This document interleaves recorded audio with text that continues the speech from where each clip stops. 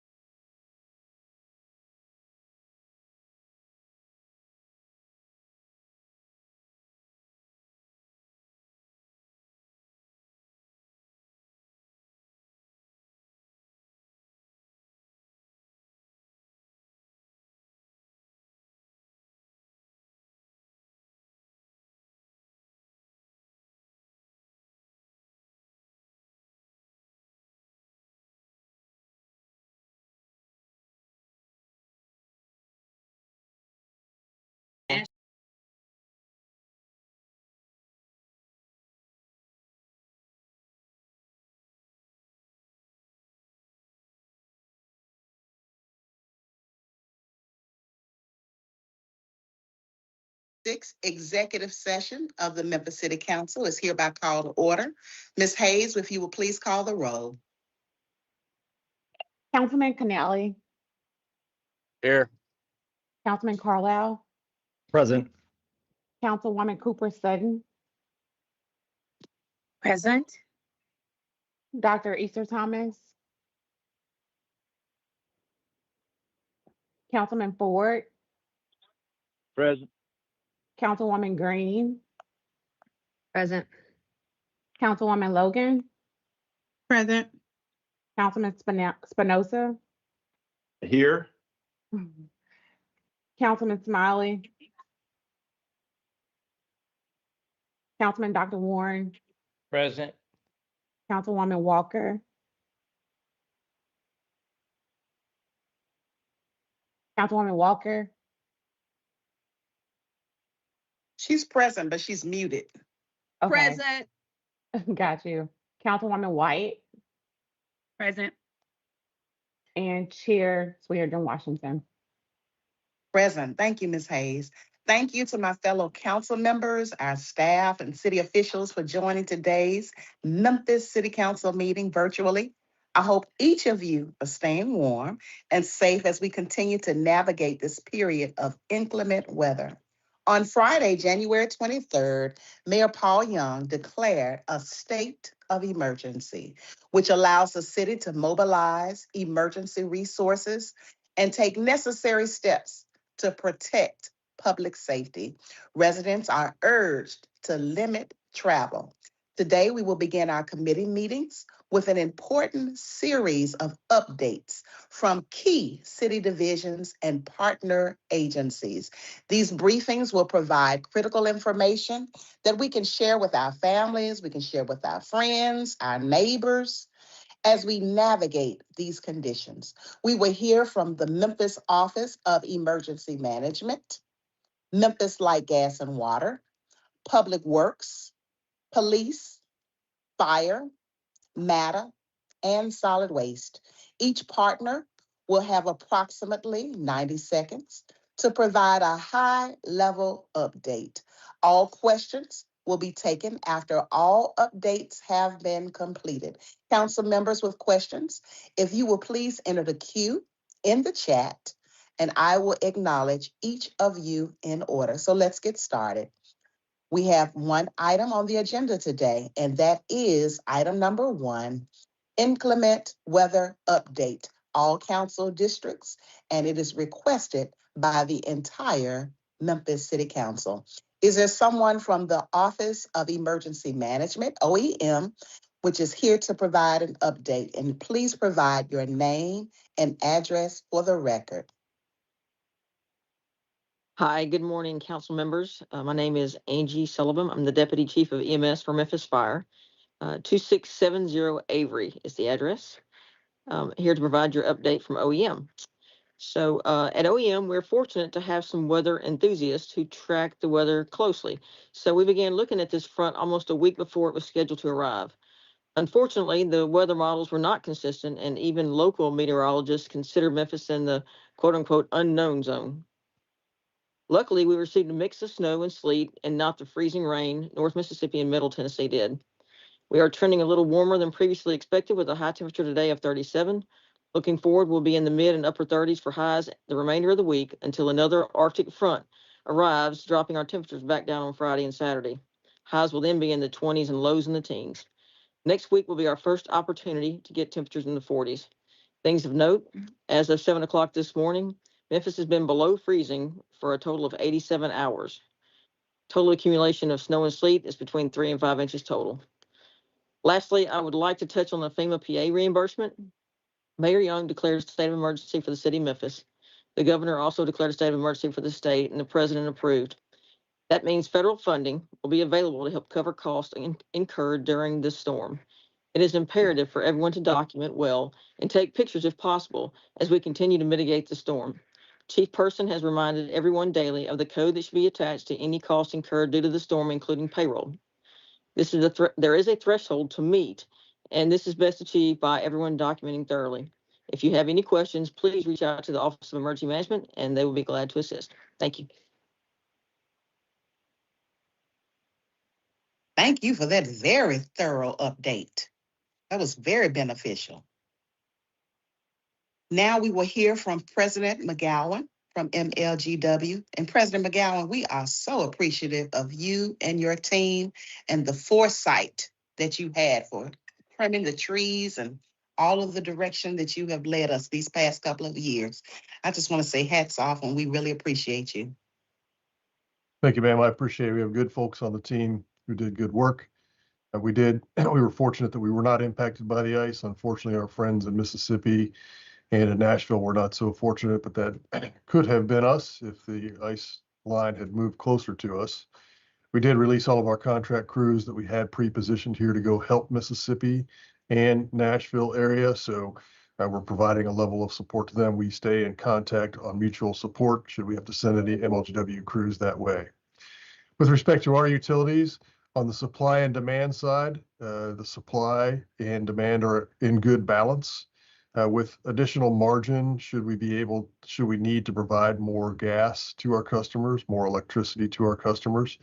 TVA is meeting all the customers' demands right now. Today, they have the ability to meet all of our energy demands, depending on how the temperatures go and if they have any failures of any of their generation units. Because the demand is so high, we may all be asked to conserve energy. There is nothing happening like that right now, but we may be asked to conserve just so everybody can retain power. On our distribution side, we're in good shape here. We have what I would call a customary number of individual customer outages. On our gas supply and distribution system, it is all working normally, and we're flowing gas to customers who need it. And we have a significant amount of gas available to serve customers should that demand increase. On the water side, again, the production and distribution are all working normally. We have about 3 water main breaks that we're working right now. Those are having no impact on our system. But we had a frozen valve on one of our vertical tanks over on the President's Island area that our team jumped on. That valve would not open. That helps to increase pressure on President's Island, but no impacts were felt by customers there. Our team is just on top of it. We have about 9 water crews who are ready to leap on any water main breaks that we get. And that remains the principal threat. The cold temperatures and the freeze-thaw cycle have a physical effect on pipes that are old and can cause a crack. Typically, when they warm up is when the soil recedes, and that's when you'll see water main breaks. So we're out of it for substantial impacts from electric, but we still have a ways to go because of the deeply cold temperatures on our water system, but we are ready to respond. That's my report for today. Oh, the other thing I'll say is because of the deeply cold temperatures, we are not cutting any customers off until such time as the temperatures arrive back at a more normal temperature. Thank you so much for that thorough update, and I'm sure customers are relieved to hear that information. All right, we will now move to Director Scott Morgan with Public Works. If you will please give us an update. Thank you, Madam Chair. I'm sorry my camera's not working, but Scott Morgan, Public Works Director, 125 North Main. So for Public Works, as a reminder, in 2025, we switched to, a route-based approach. So switching treating entire routes. Those routes are posted online, and they've been pushed out, to the City Council as well as on social media. So last Wednesday we started with, brine solution on all the routes, doing all the pre-treatment. That was Wednesday through Friday. Early Saturday morning, we switched to our salt and plow operations once we started seeing accumulation, and we have not stopped. So we've deployed put down about 1,200 tons of salt. The designated routes, those you generally have 1 to 2 lanes open each direction. I have some videos if y'all want me to share any from our in-cab or our cameras that are on our vehicles. But once you get off the designated routes, into your smaller connector neighborhood streets, as y'all know, those are pretty dangerous still. Even though we did not get the freezing rain, we did get a lot of sleet, and that sleet just has compacted, into giant blocks of ice, which is very difficult for Public Works to really do anything with. Unlike last year, that was a primarily or all snow event, and we were able to, we can move that very easily. So right now on the primary routes, we're still have crews out there plowing. We're focusing on, driveway aprons, making sure, folks can get in and out of places they're trying to turn off of the primary routes. Because when we push those, when we clear the streets, those windrows in the outer lanes are starting to pile up. So making sure, the fire stations, the MPD, any hospitals, like those routes are open and going into the drive. And we're also clearing intersections on those routes where windrows kind of built up from plowing. In addition, today we're going to start looking at, start looking at secondary routes that we've identified.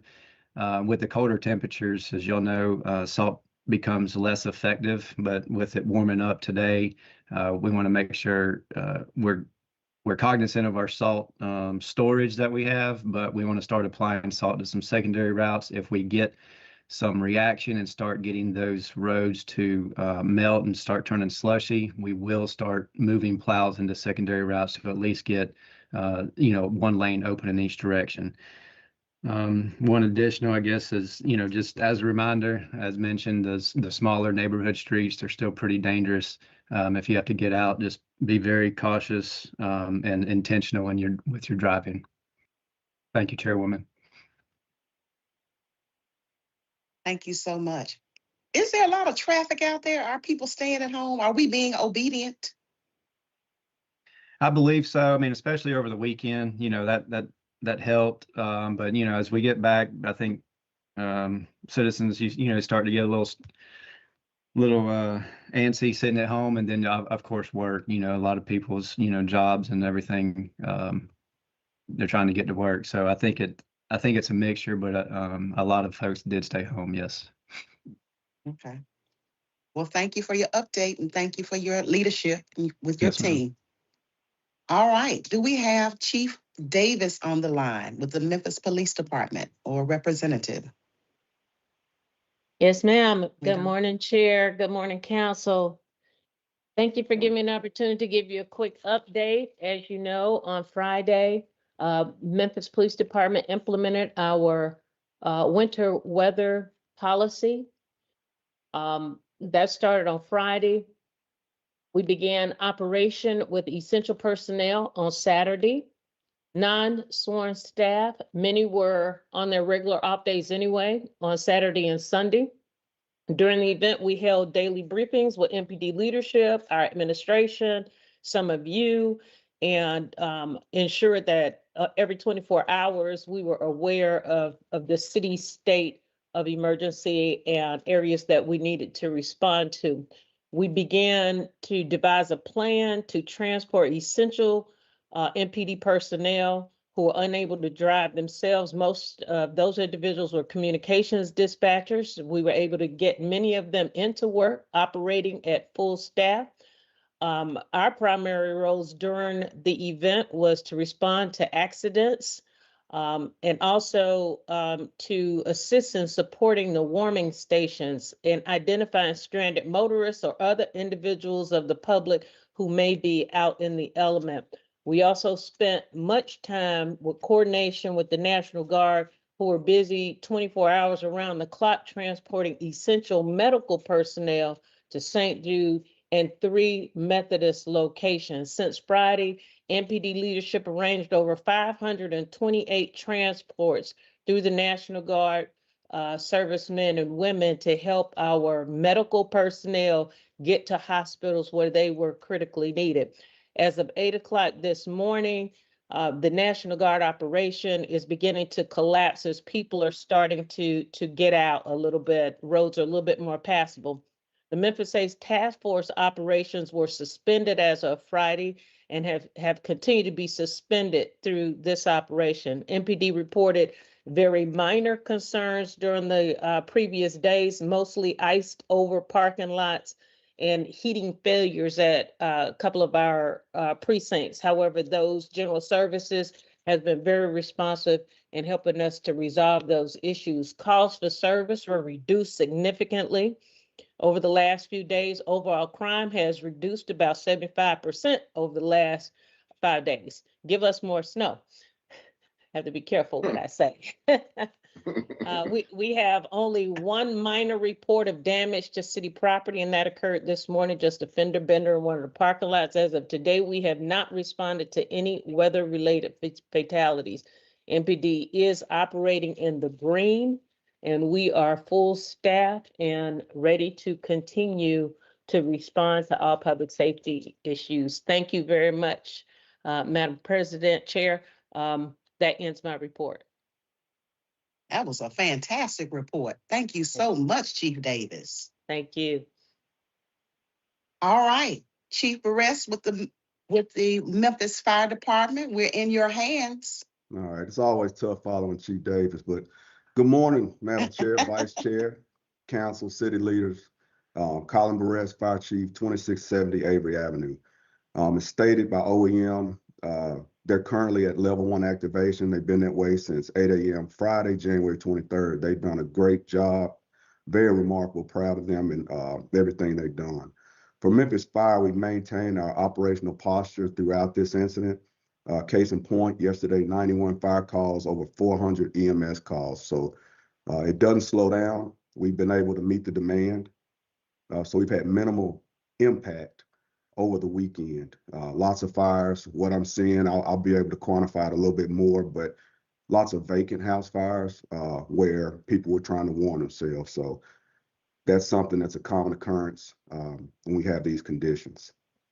We're currently still curtailing our high-rise automatic alarms where we're not sending full assignments to these. Also, we have also activated our EMS surge protocol. And what that is real quick, the number of ambulances in service, regardless of that, patients who are stable, keyword being stable, shall be transported to the closest, most appropriate hospital, regardless of patient choice. And we do that for a couple of reasons. If we don't during these conditions, we'll run out of ambulances real quick. So we want to make sure that we keep them in service. And also we take people, we save ambulances for that critical care need. Infrastructure-wise, minimal impact. We've maybe had a couple of bay doors, gates, where we've had damages to those. The biggest issue has been fire equipment and ambulances. Lots of stuck equipment, as you can imagine. But working with GS and our internal team, we had a plan that we put together so that we can get them unstuck and back in service to serve our community. Snow chains. Right about this time of the incident, you're kind of, whether you do or you don't have the snow chains, it gets dicey.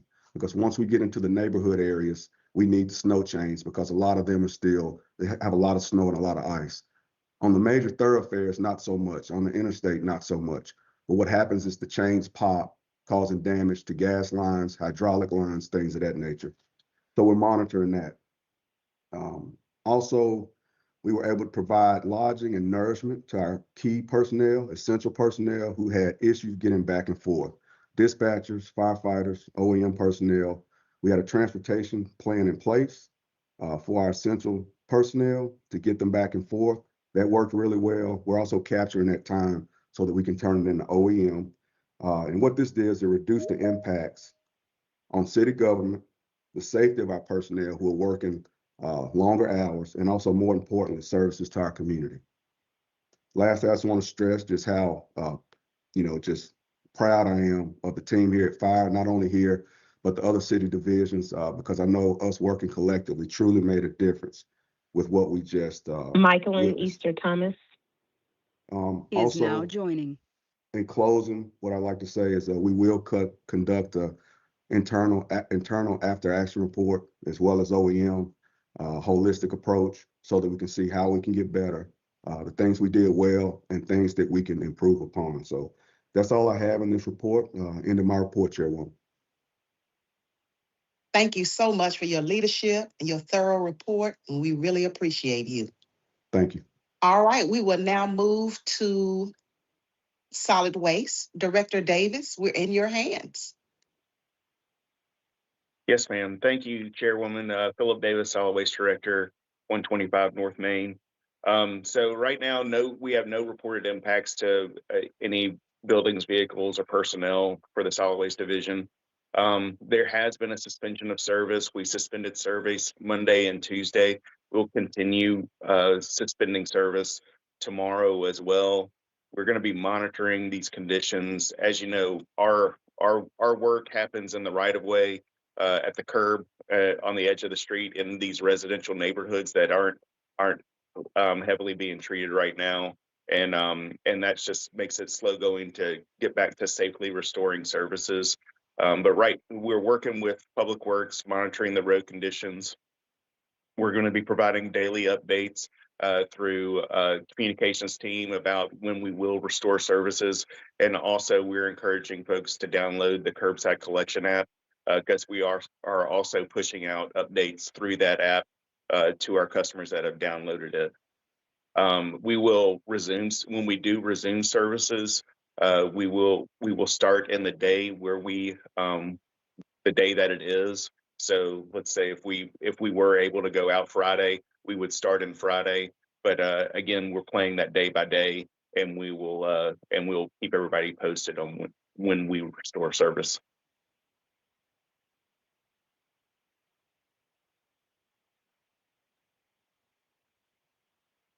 Chairwoman, you're muted. I was just talking. Thank you. Thank you, Director Davis, and thank you all of our leaders for your informative updates. I mean, we are truly in good hands. We have the best of the best. Thank you for your leadership. We will now move to the queue.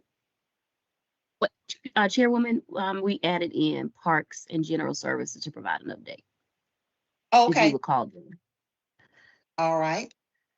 Director Bolden from Parks, if you will please give us an update. Good morning, Justice Bolden, Parks 2599 Avery Avenue. The Memphis Parks is operating warming centers across all 7 city council districts to support our residents during the severe weather cold conditions. Services include overnight sheltering, daytime warming access, meal distribution with strong collaboration from community partners as well as city departments. So I'll give you our overall numbers thus far.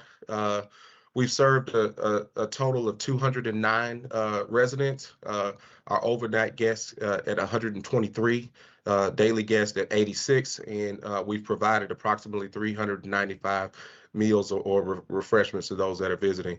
The three 24-hour locations include Ed Rice Community Center, Hickory Hill Community Center, and Orange Mound. And those daytime warming centers that are open from 10 a.m. to 4 p.m. include Fraser Raleigh, Gaston Community Center, Geisman, and Burt Ferguson. Also important to note, Greenlaw Community Center has now opened as a overflow site for hospitality hubs to serve our unhoused population. The Memphis Parks is continuing with daily facility checks, and we currently, as of this morning, we have experienced no power, HVAC, or plumbing related issues, and we continue to work alongside General Services. We do want to thank MATA as well as MPD for assisting both with residents who may have needed transportation to our warming centers, and MPD has especially been integral in making sure that our essential staff are able to get to and from the overnight facilities. Last but not least, we'd like to acknowledge our partners. So Rosalind Stevenson and Dr. Richmond with Memphis and Shelby County Schools, as well as Cleo Griffin and the YMCA of the Mid-South in Memphis for providing those refreshments that we've been able to provide to our residents. And that's all I have. Thank you. Thank you for your leadership. And it was really good to know that people can even bring their pets to the warming centers as well. Yes, that is accurate. Memphis Animal Services has provided those crates and services, but thus far we haven't seen any pets, but we're prepared and willing when needed. Thank you so much. We will now hear from Director Jamerson. If you'll please give us an update with General Services. Yes, ma'am. All right. Melvin Jamerson, Director of General Services, 125 North Main. All right, so we're going to provide an update today from General Services for the storm response from the past weekend. First, I want to recognize our partner divisions that helped us to meet the demands, and that's Community Enhancement, Parks Division, Public Works, and we also use some professional service vendors to augment our capacity for the demand increase. Our objective was clear. We were to keep critical city facilities functional, accessible, and operational during the winter conditions.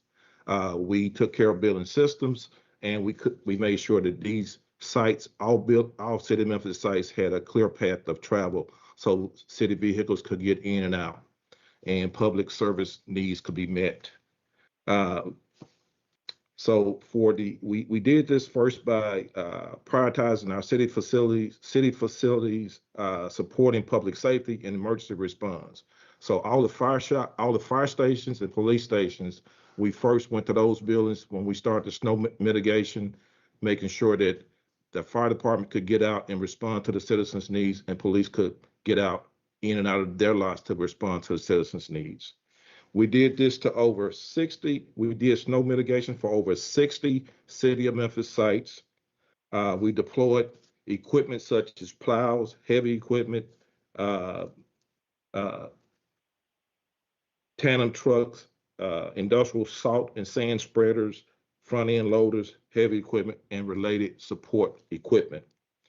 General Services also use our ready response model to meet the challenges created by the storm, meaning that we took calls 24 hours a day, 7 days a week, and we responded to those calls when needed.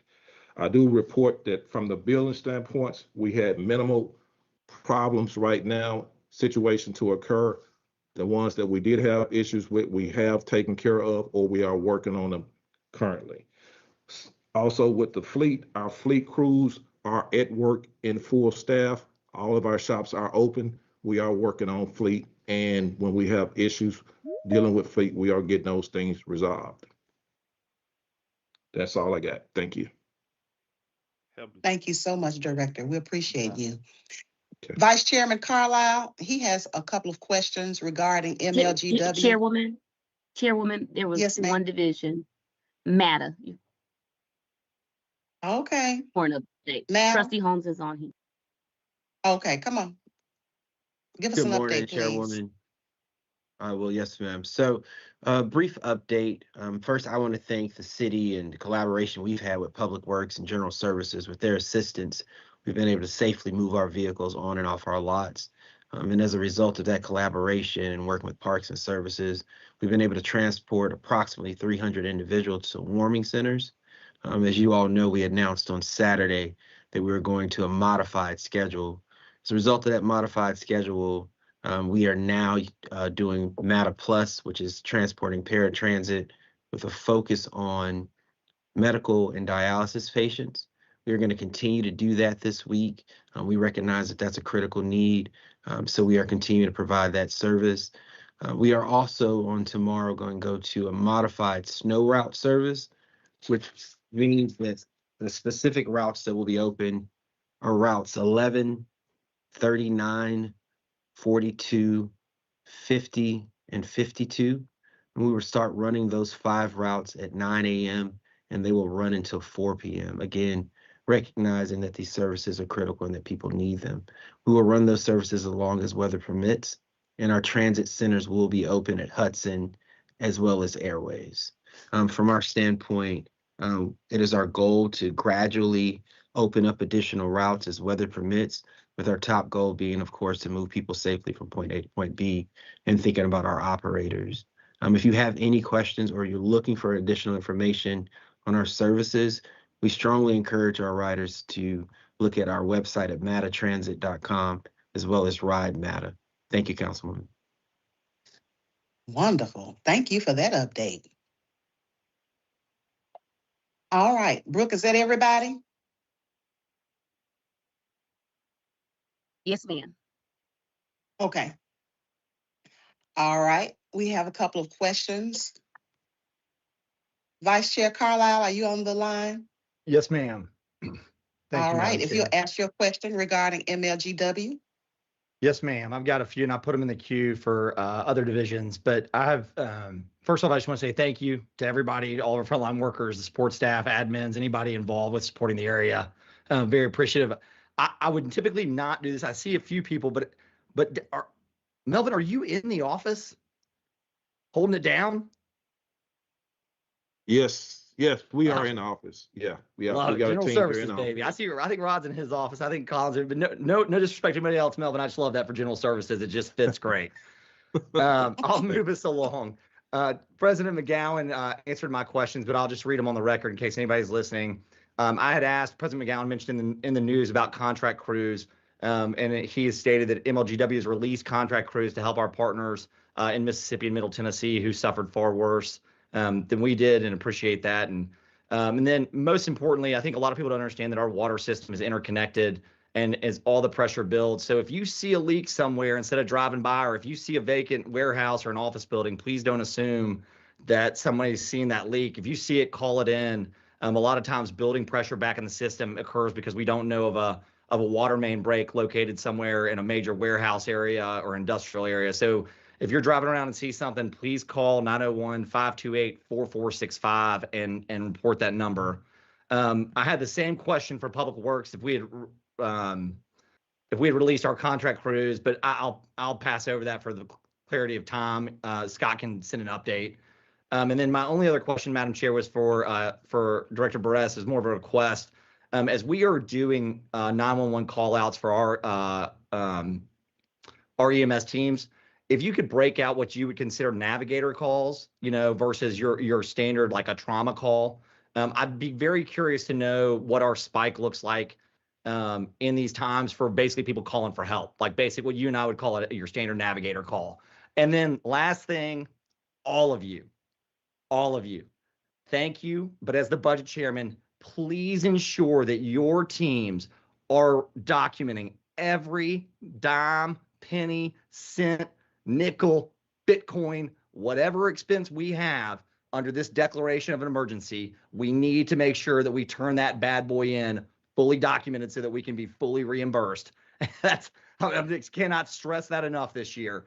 With the president and the governor and the mayor all having declared states of emergency, we are we should be in good position. We really need to be aware of that. And I say that to the chiefs and directors. That's your wheelhouse. With that, thank you, Madam Chair. Thank you. That's very helpful. All right. Do we have any other council people in the queue? I don't see We have anybody. Councilwoman Logan. Okay. Councilwoman Logan? You Good have the floor. morning. Thank you, Chair. Good morning. And good morning, everyone. And I'd like to again say how much we appreciate all the division leaders and directors for their hard work and diligence. We have been able to enjoy heat and stay warm and safe because of your efforts. So we appreciate you. I had a few questions.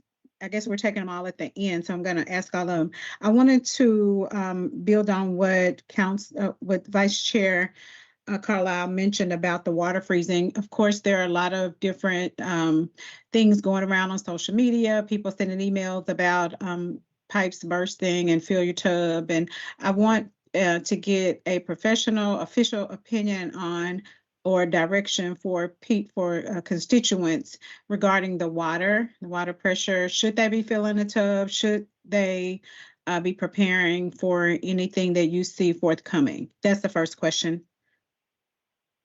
I guess Thank that's you, directly to- Councilwoman. Yeah, I'll address Okay. that.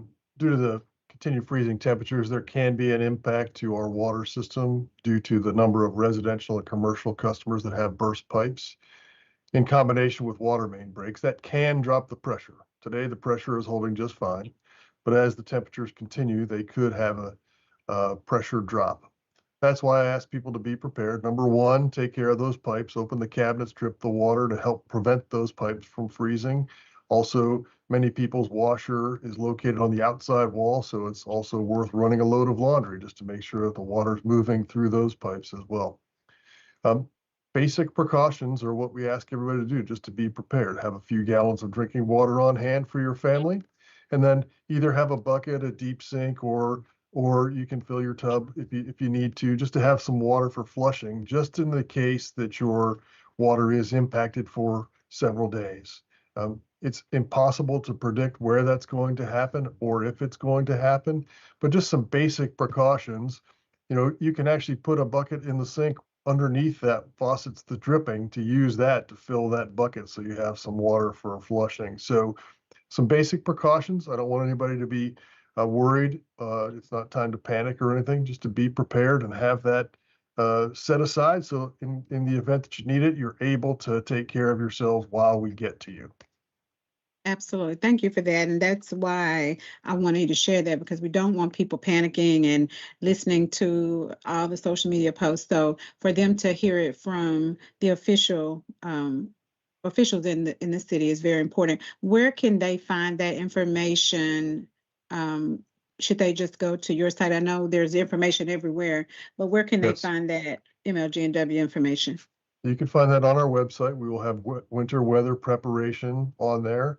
We're also pushing that out several times a day on social media so that folks should be able to get that no matter what platform you're on. There's some helpful tips on there.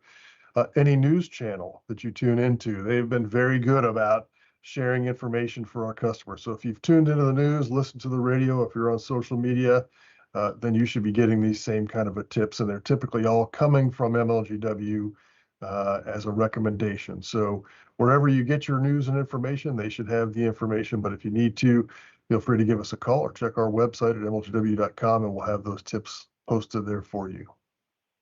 Okay, thank you for that. The next question is for Public Works, and I've been getting reports that the state streets have open lanes.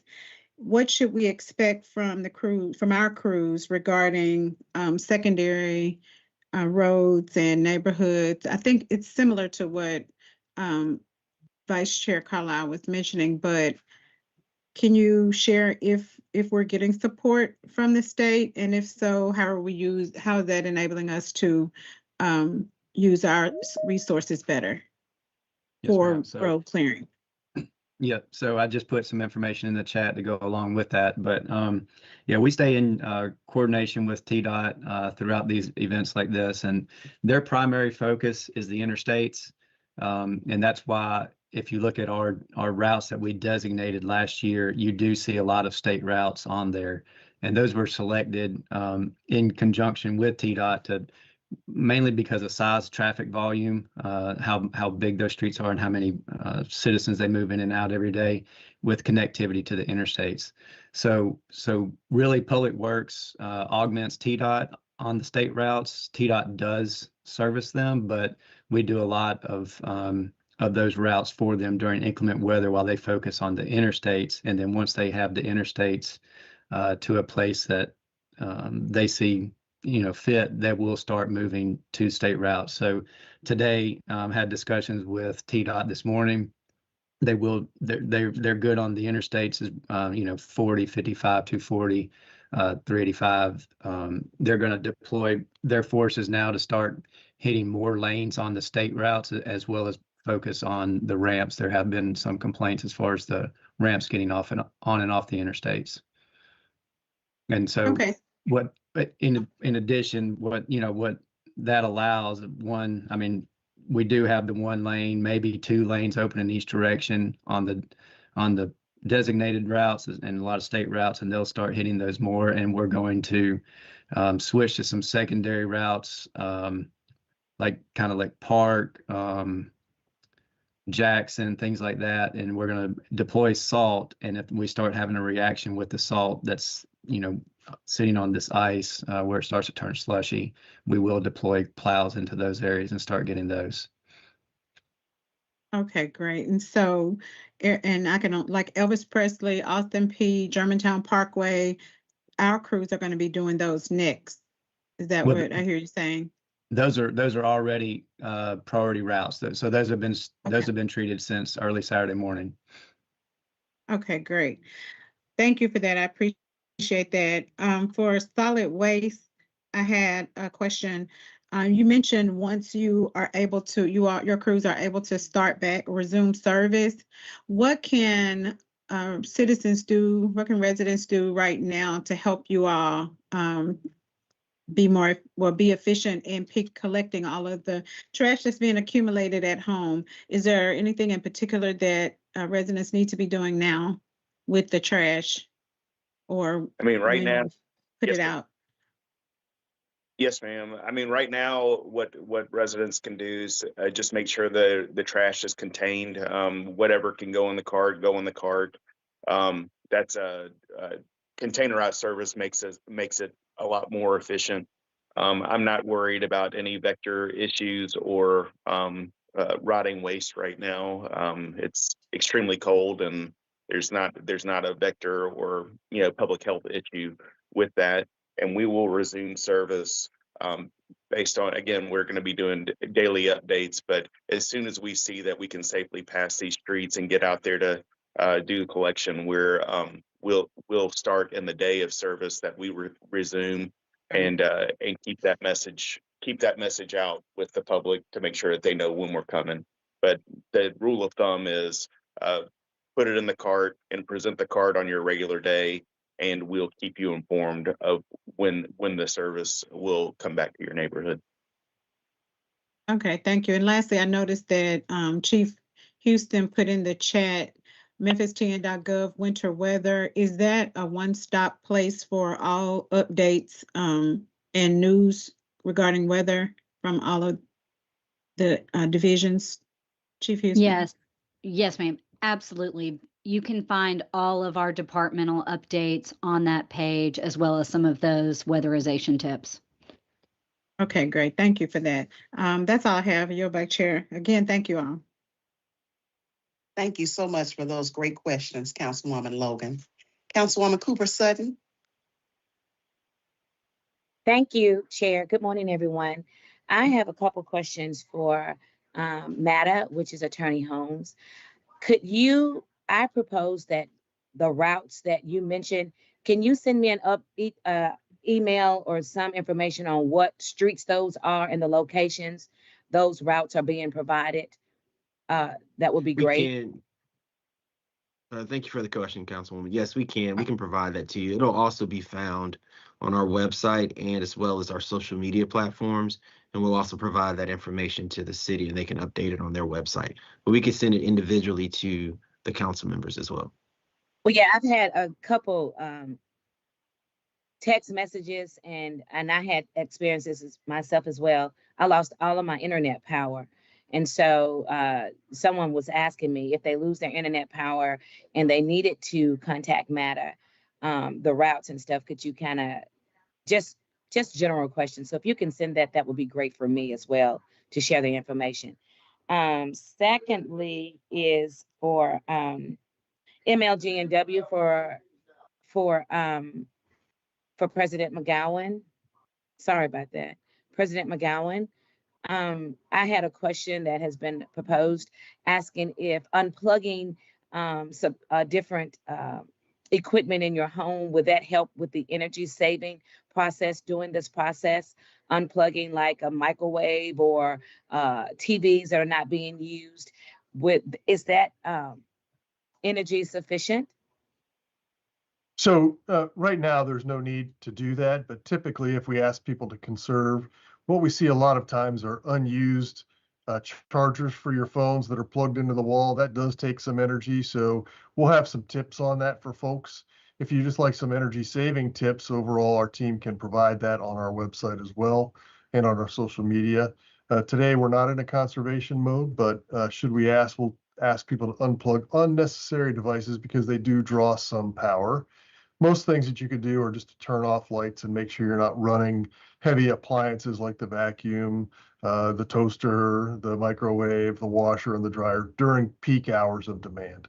We'll let you all know when that occurs, but right now, we're just asking customers to really focus on taking care of those pipes in their homes so that they're not impacted adversely. But when it comes time to conserve, we'll let you all know. Thank you. And the next question is for Public Works for Director Morgan. Just asking, not sure if this has been a thought or if it is happening.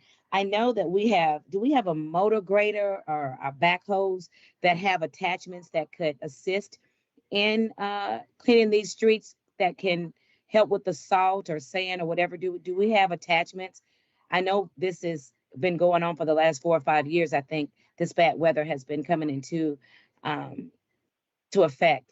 So do we have just attachments already ready if we needed extra backhoes or motor graders to get out dump trucks of that nature? And that's probably something President McGowan can ask as well, because he's always in his presentations, always getting extra supply for extra things. And so I was wondering if Public Work has that same process in place.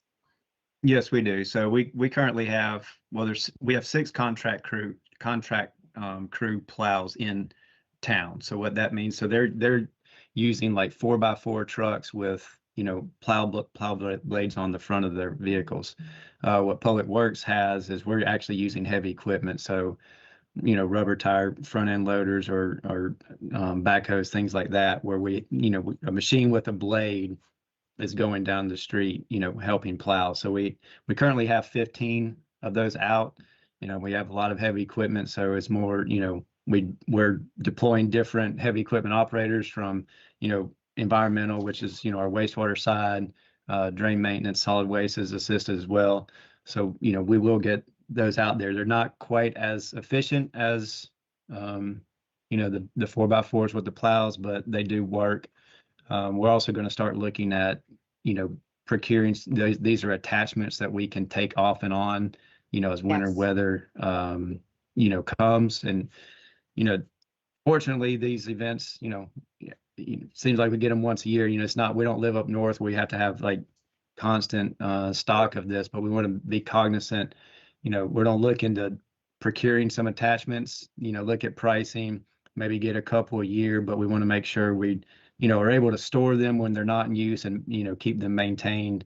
And we'll just kind of look at that over a certain period of time. And that way we can put more of those on our 4x4 vehicles and get more folks out. Yes, that is what I was asking, you know, because I think you said we contract a lot out, and because we're not up north, and I understand that part of it. But however, just to have our own equipment would be sufficient.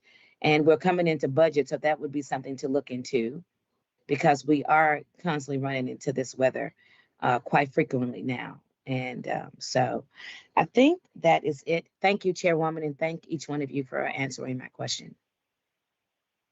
Thank you so much, Councilwoman Cooper Sutton. Councilman Spinoza, did you still have a question?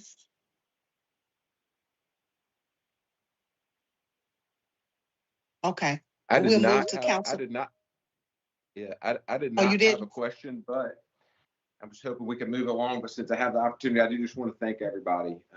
It's funny, I'm going to share this story. I called Doug last Friday and I was getting a little cocky. I really wanted to see how we handled the storm, and then the threat of ice started to happen. I want to thank the entire council, the administration. I want to thank Chief Davis, Chief Burris. I think I'm just proud of the job that we did as a city. I'm proud of our citizens for staying home.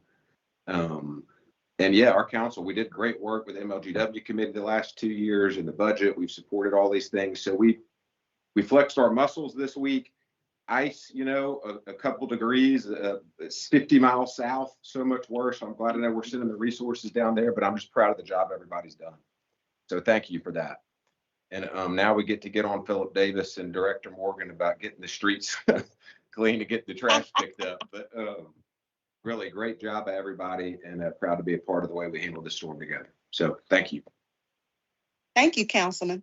Councilwoman Green, you have the floor. Councilwoman, Chairwoman, I've been in the queue 4 times or 3 times and haven't been seen. I don't think you can see me.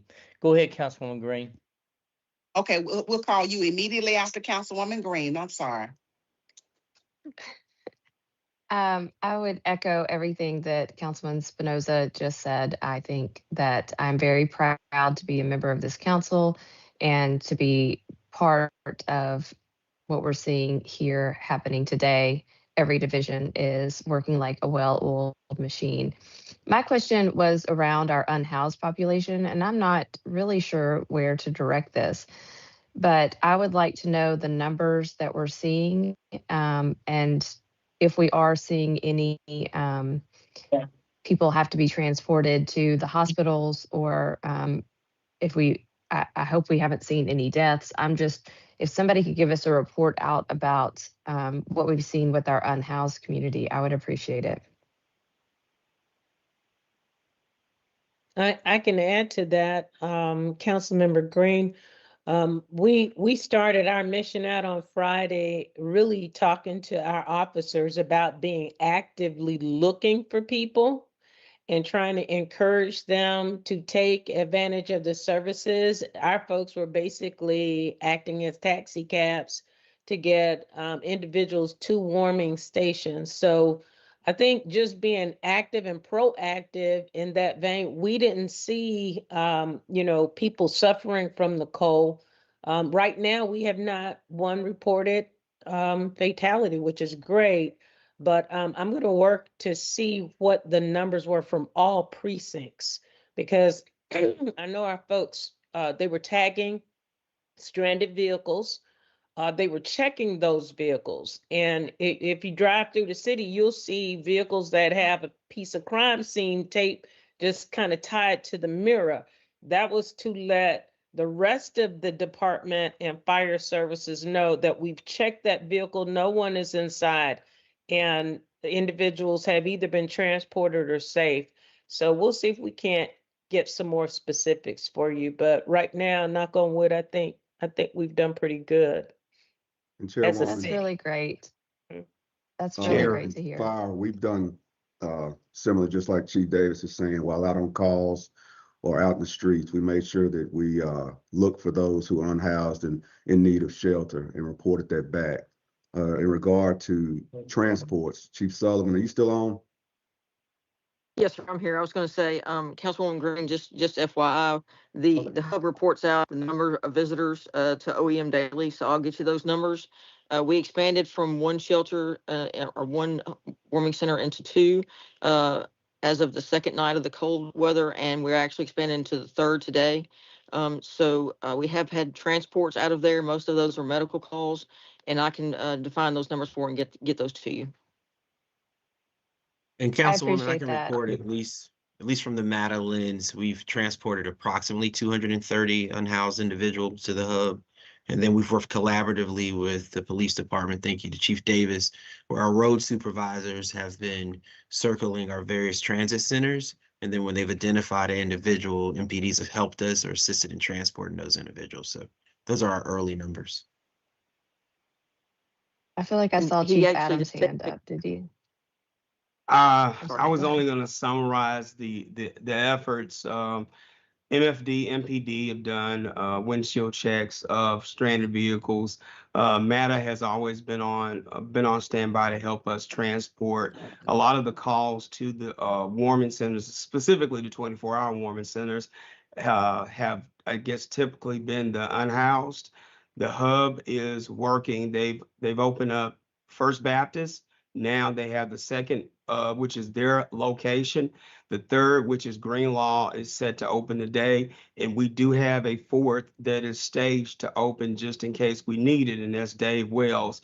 So right now, I think the process and the planning actually is just a matter of execution. The teams have worked seamlessly well, and we've not run out of capacity, knock on wood, but everyone's being cautious. I've noticed even the hospitality hub having their vehicles out, picking up individuals, transporting individuals as well. So this has been one great team effort, including our partners across the municipalities and Shelby County government.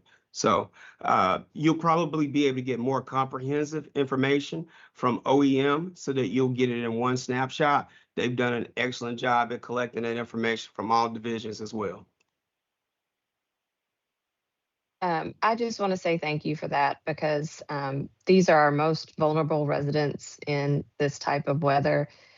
We are all very grateful that Doug McGowan at ALGW has kept us that are housed with our power, but there are many who are unhoused. And I know my daughter in particular, we have a homeless man that stays at Ridgeway and Park. And her first thought to me when the ice and snow hit was, Mom, what about that guy at the corner? So I'm grateful to hear that everyone is working together to take care of those who are most in need. Thank you to all of you. Thank you, Chair. Thank you. Dr. Warren, we're in Uh, your hands. Thank you, Madam Chair. Were you not, you're not able to see when I type in, is that correct? So, No. okay, I'm sorry, it's on the other side, so I think I have a problem with with the system. Um, uh, I just wanted us to think about, letting our constituents who live on side streets know that we don't really have the equipment capable of clearing all these side streets until it melts enough to where it's slush.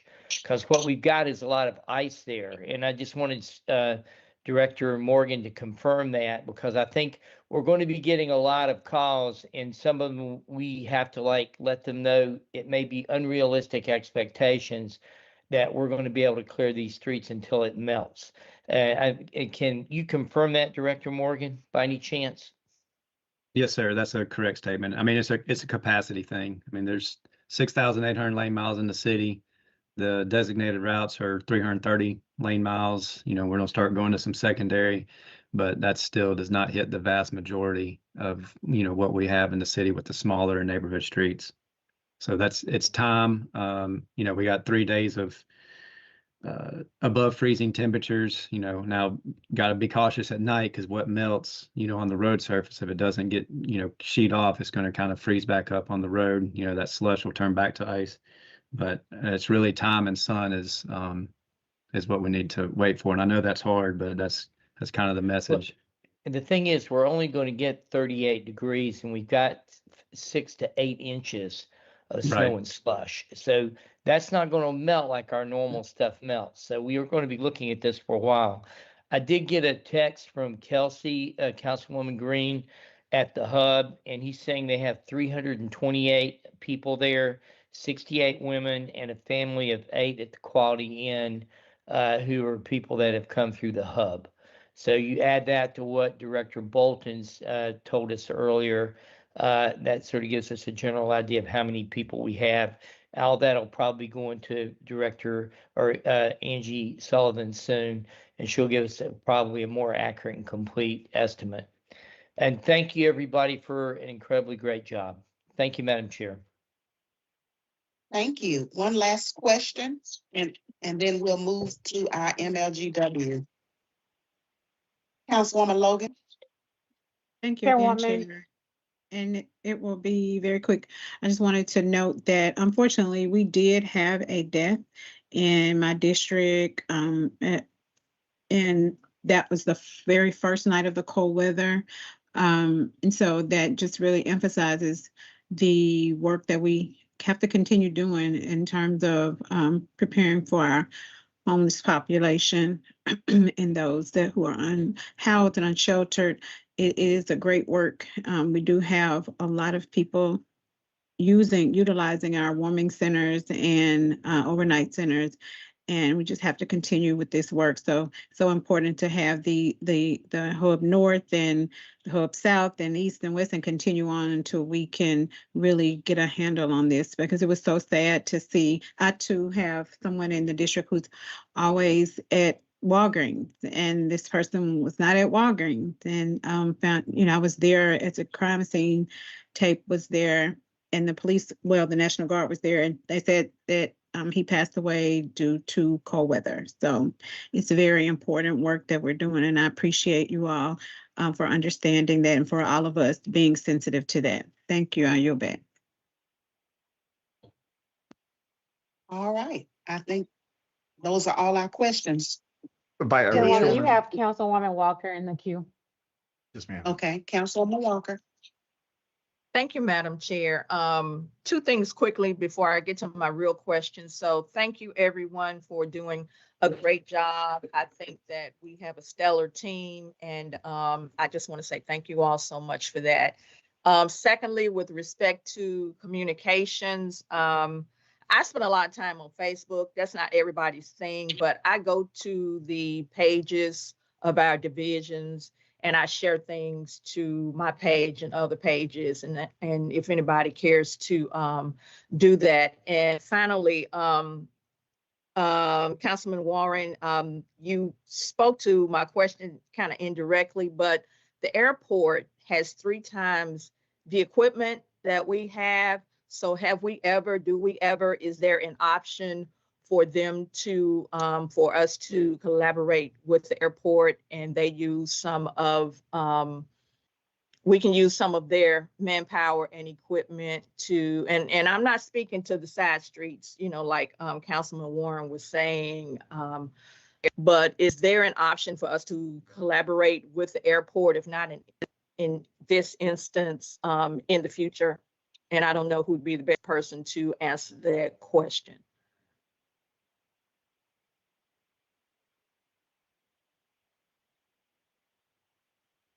Well, I'll take a stab.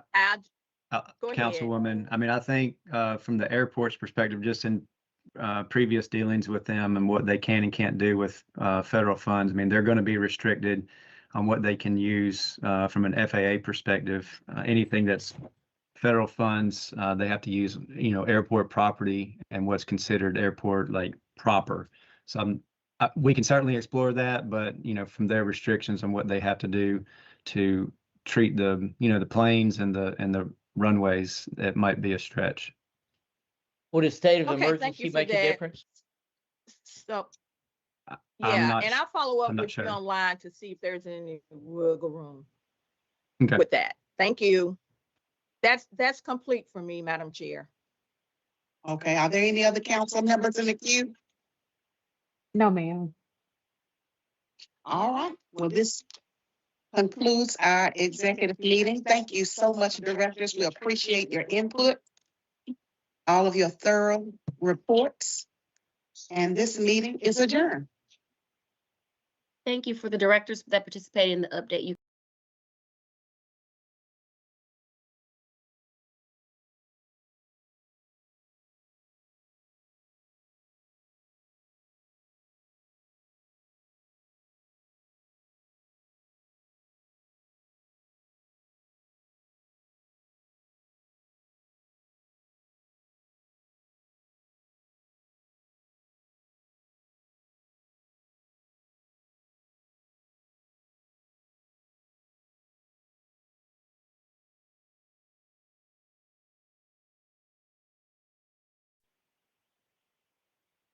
Good morning. Today is January 27th, 2026, and the time is 11:10 a.m. I hereby call the Memphis Light, Gas, and Water Committee to order. Ms. Smith, may we please have roll call?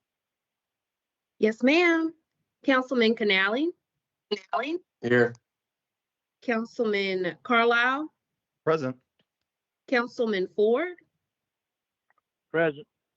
Councilman Spinoza, Here. Councilwoman Cooper Sutton, Councilwoman Logan, Present. Councilwoman Green, Present. Councilwoman Dr. Easter Thomas, Present. Councilwoman White, Present. Councilman Dr. Warren, Present. Chairwoman Swearengin Washington, Present. and Chair Walker.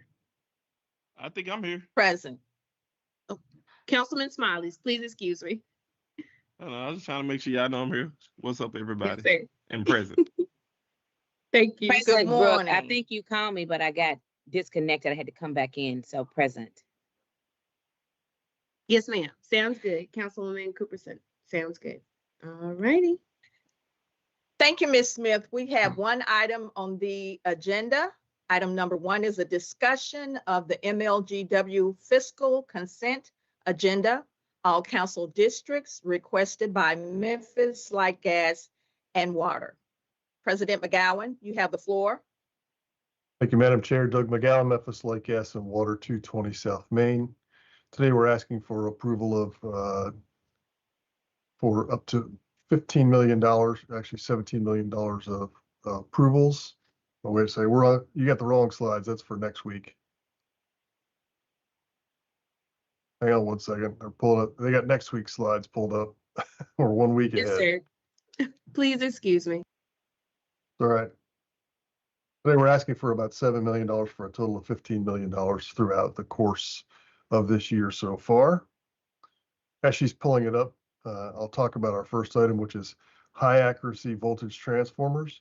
This is a one-time purchase of a not to exceed amount of $1.6 million over 5 years. We'll buy about 97 of these voltage transformers. And what these are, yeah, they're pulling them up. So what these are go into our system. These are instrument transformers that protect the instruments that protect our transformers and circuit breakers. So you'll see here the $7 million for $15 million so far this year. Next slide for the high voltage transformers. Other direction, please. Keep going. There we go. That's those high voltage instrument transformers, buying 97 of those for $1.6 million over 5 years. Next slide. The next item is internet service provider.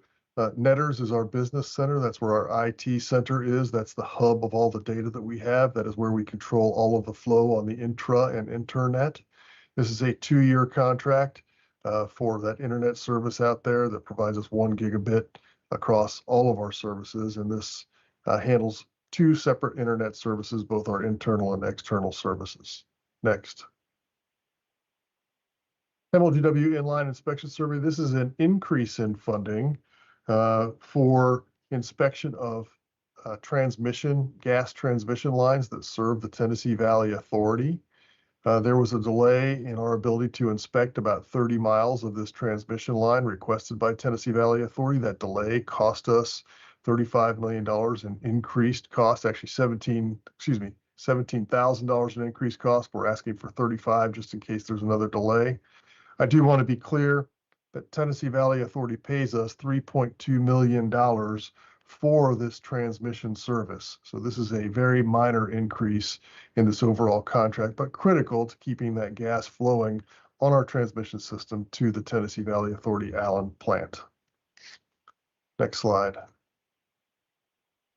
This is $179,000 from ATG Supply to purchase 361 brackets. These are the brackets that go on the pole that hold our transformers, the large transformers on the poles that look like gray trash cans up there.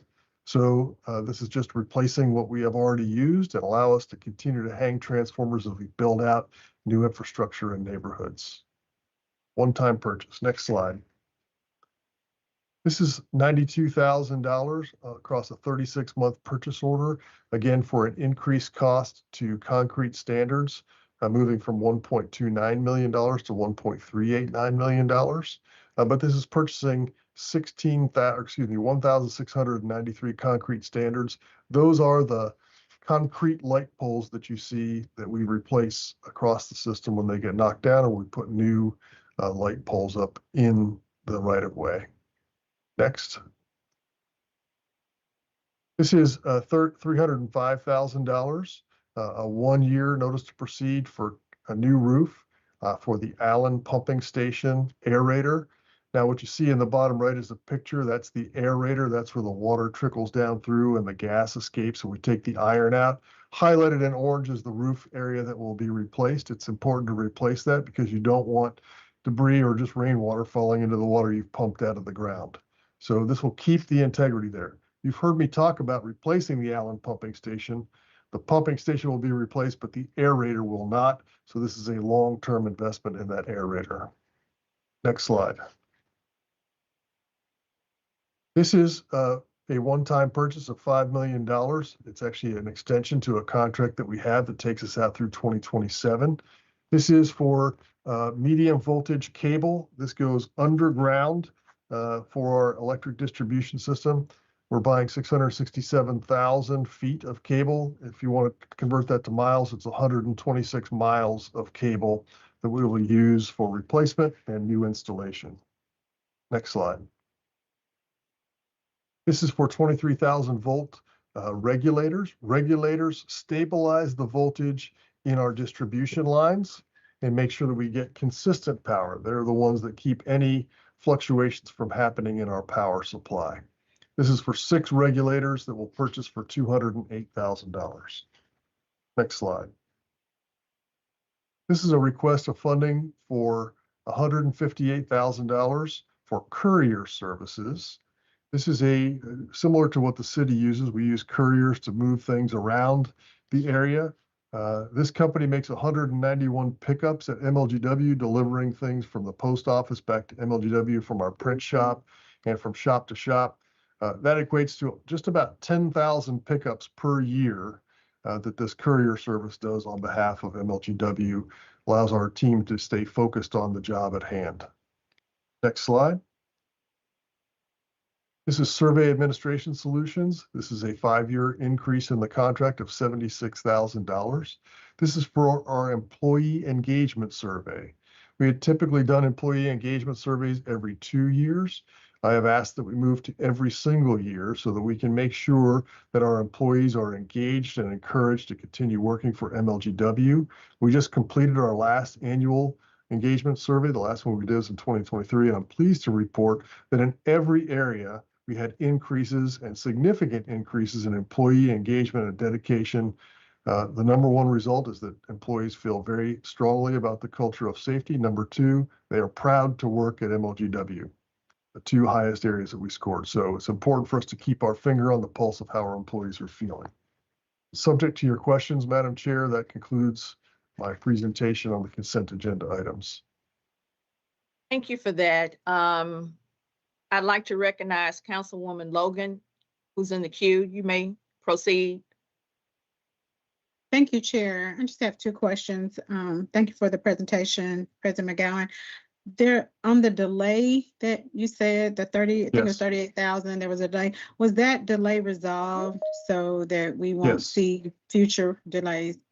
This was an inspection of these transmission lines that we do typically every 5 years.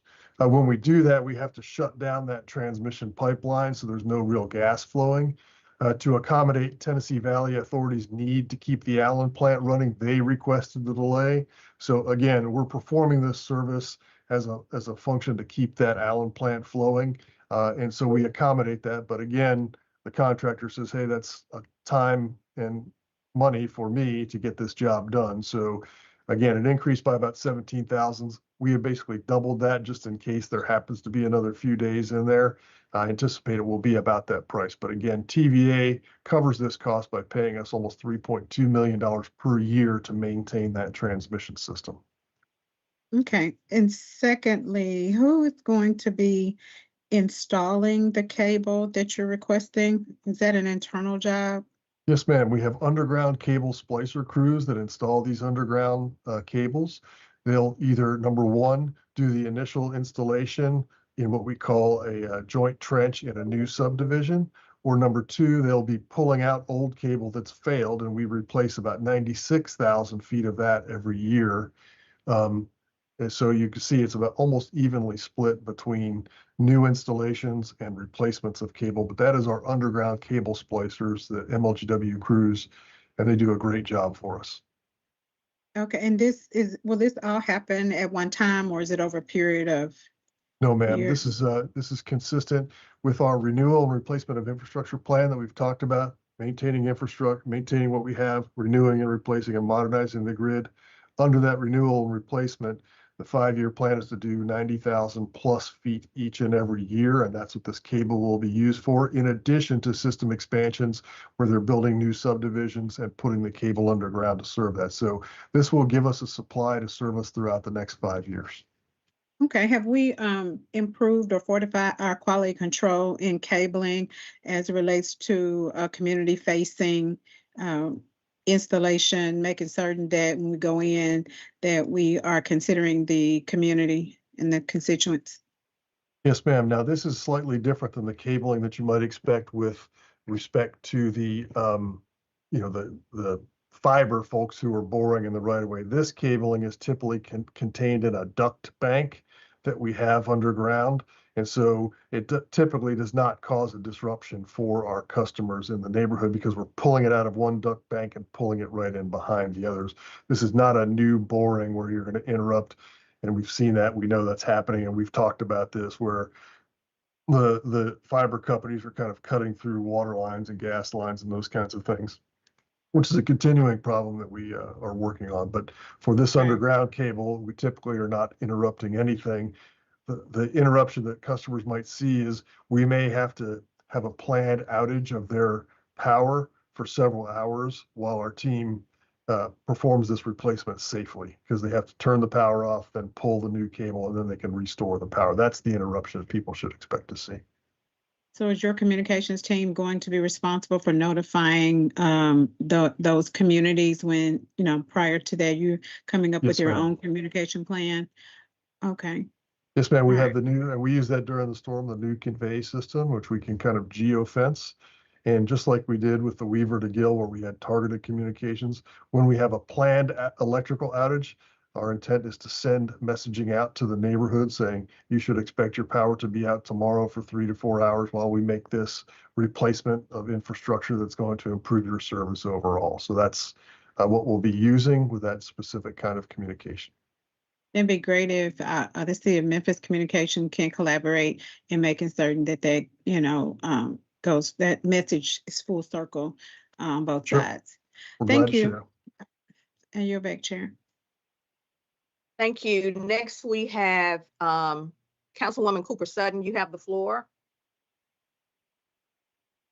Thank you. I'm going to withdraw because Councilwoman Logan has answered most of the majority of the questions, especially dealing with cable and community communication facing because of the prior things that we've had. Nothing to do with you, President McGowan, but some other things that we have encountered and the constituents not being aware.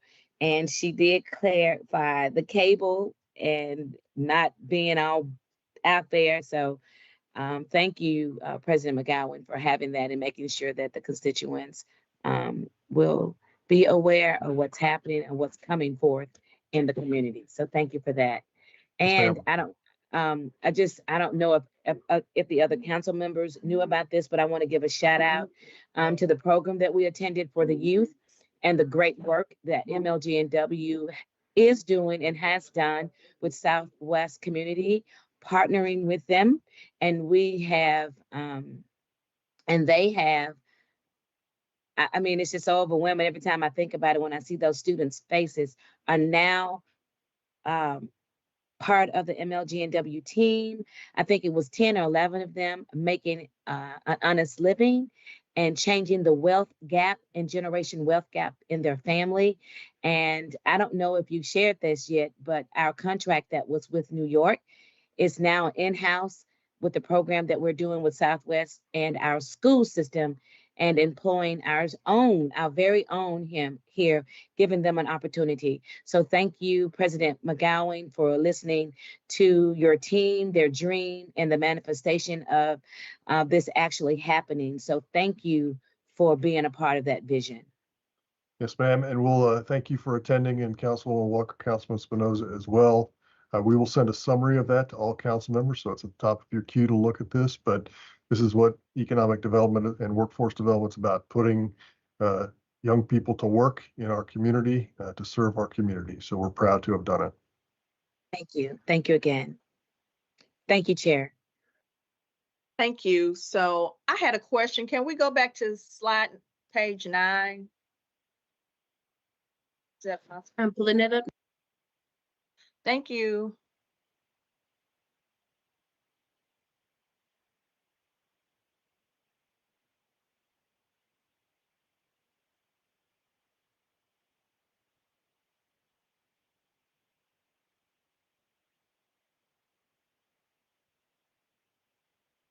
Thank you. So with this re-roofing, so you're gonna you said something about replacing not replacing. Yeah, could you go that part again? Yes, ma'am. We have a scheduled replacement for the Allen pumping station, the Allen water treatment plant, that will serve the community for the next 50 to 75 years. That's a very large project, about $100 million replacement. That's what each one of these water treatment plants costs.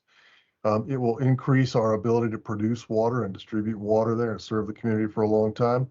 But the part that's not being replaced is the part that's highlighted in orange here.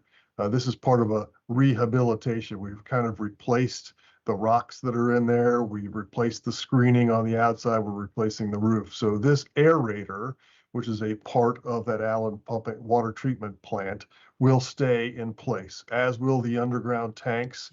The last time we talked, we replaced some of the what's called baffles underneath the reservoirs there. So we're giving this a complete makeover.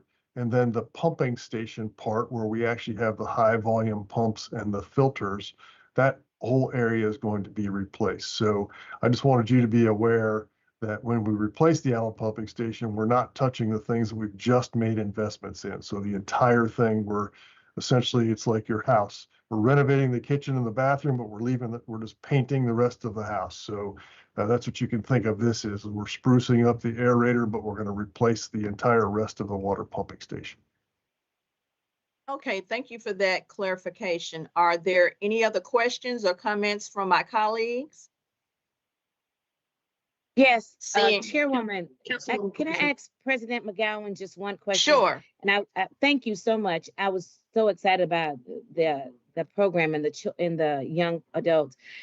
TVA, you said something about TVA, and I'm just kind of going back over TVA paying for delays.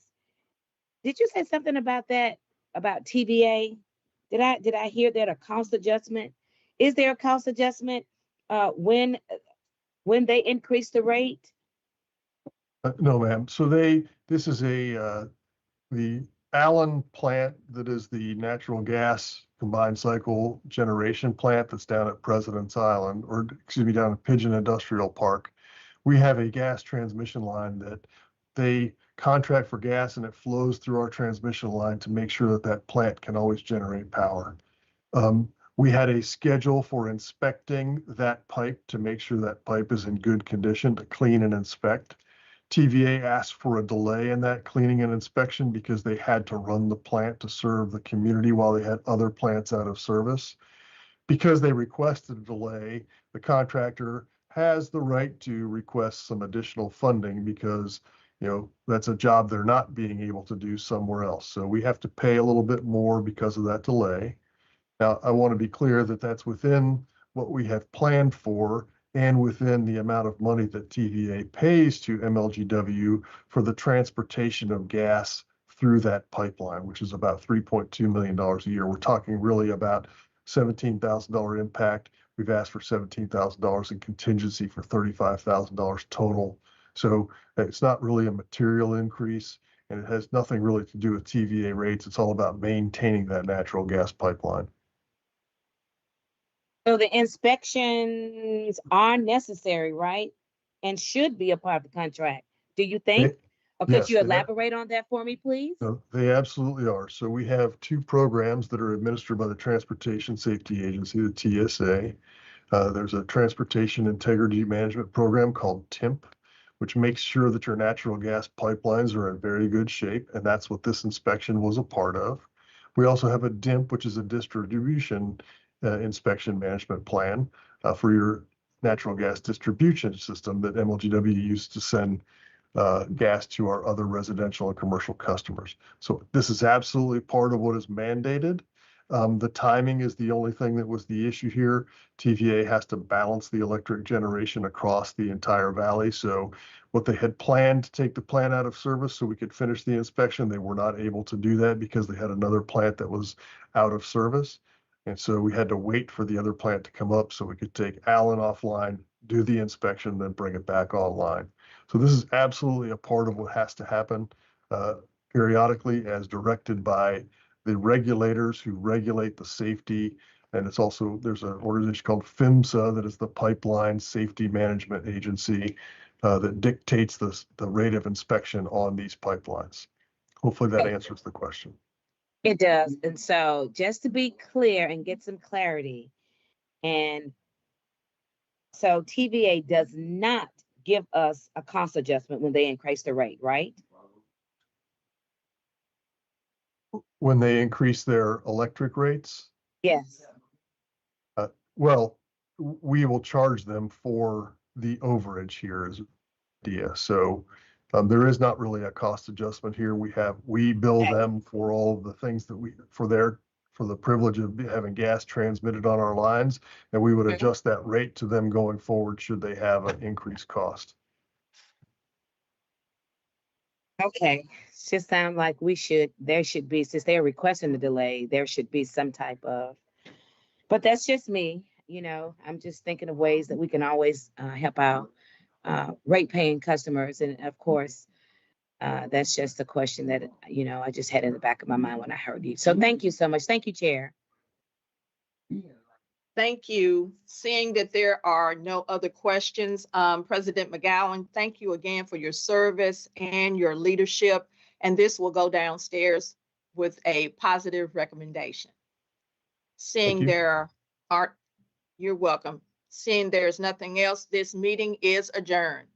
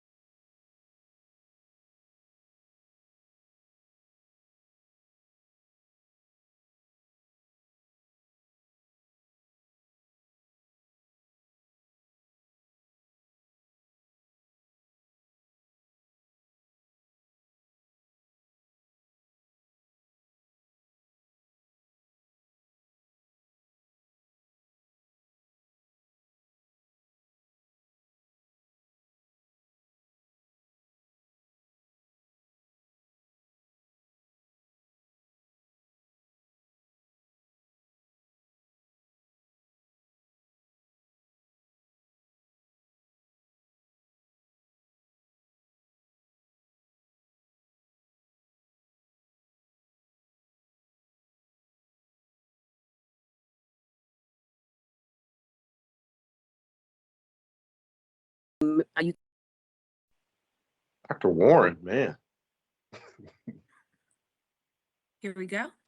I got my eyes. Good afternoon, colleagues. It's so good to see everyone virtually here today. Today is January 27th. It is now 1:05 p.m. and I hereby call the Personnel and Government Affairs Committee of the Memphis City Council to order. Ms. Keaton, would you please call the roll? Councilman Canali, Here. Councilman Carlisle, Here. Councilwoman Cooper Sutton, Present. Councilwoman Dr. Easter Thomas, Present. Councilman Ford, Present. Councilwoman Green,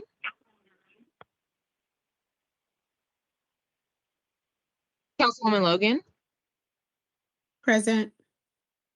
Councilman Smiley, Councilman Spinoza, Here. Councilwoman Swearingen Washington, Present. Councilwoman Walker, Present.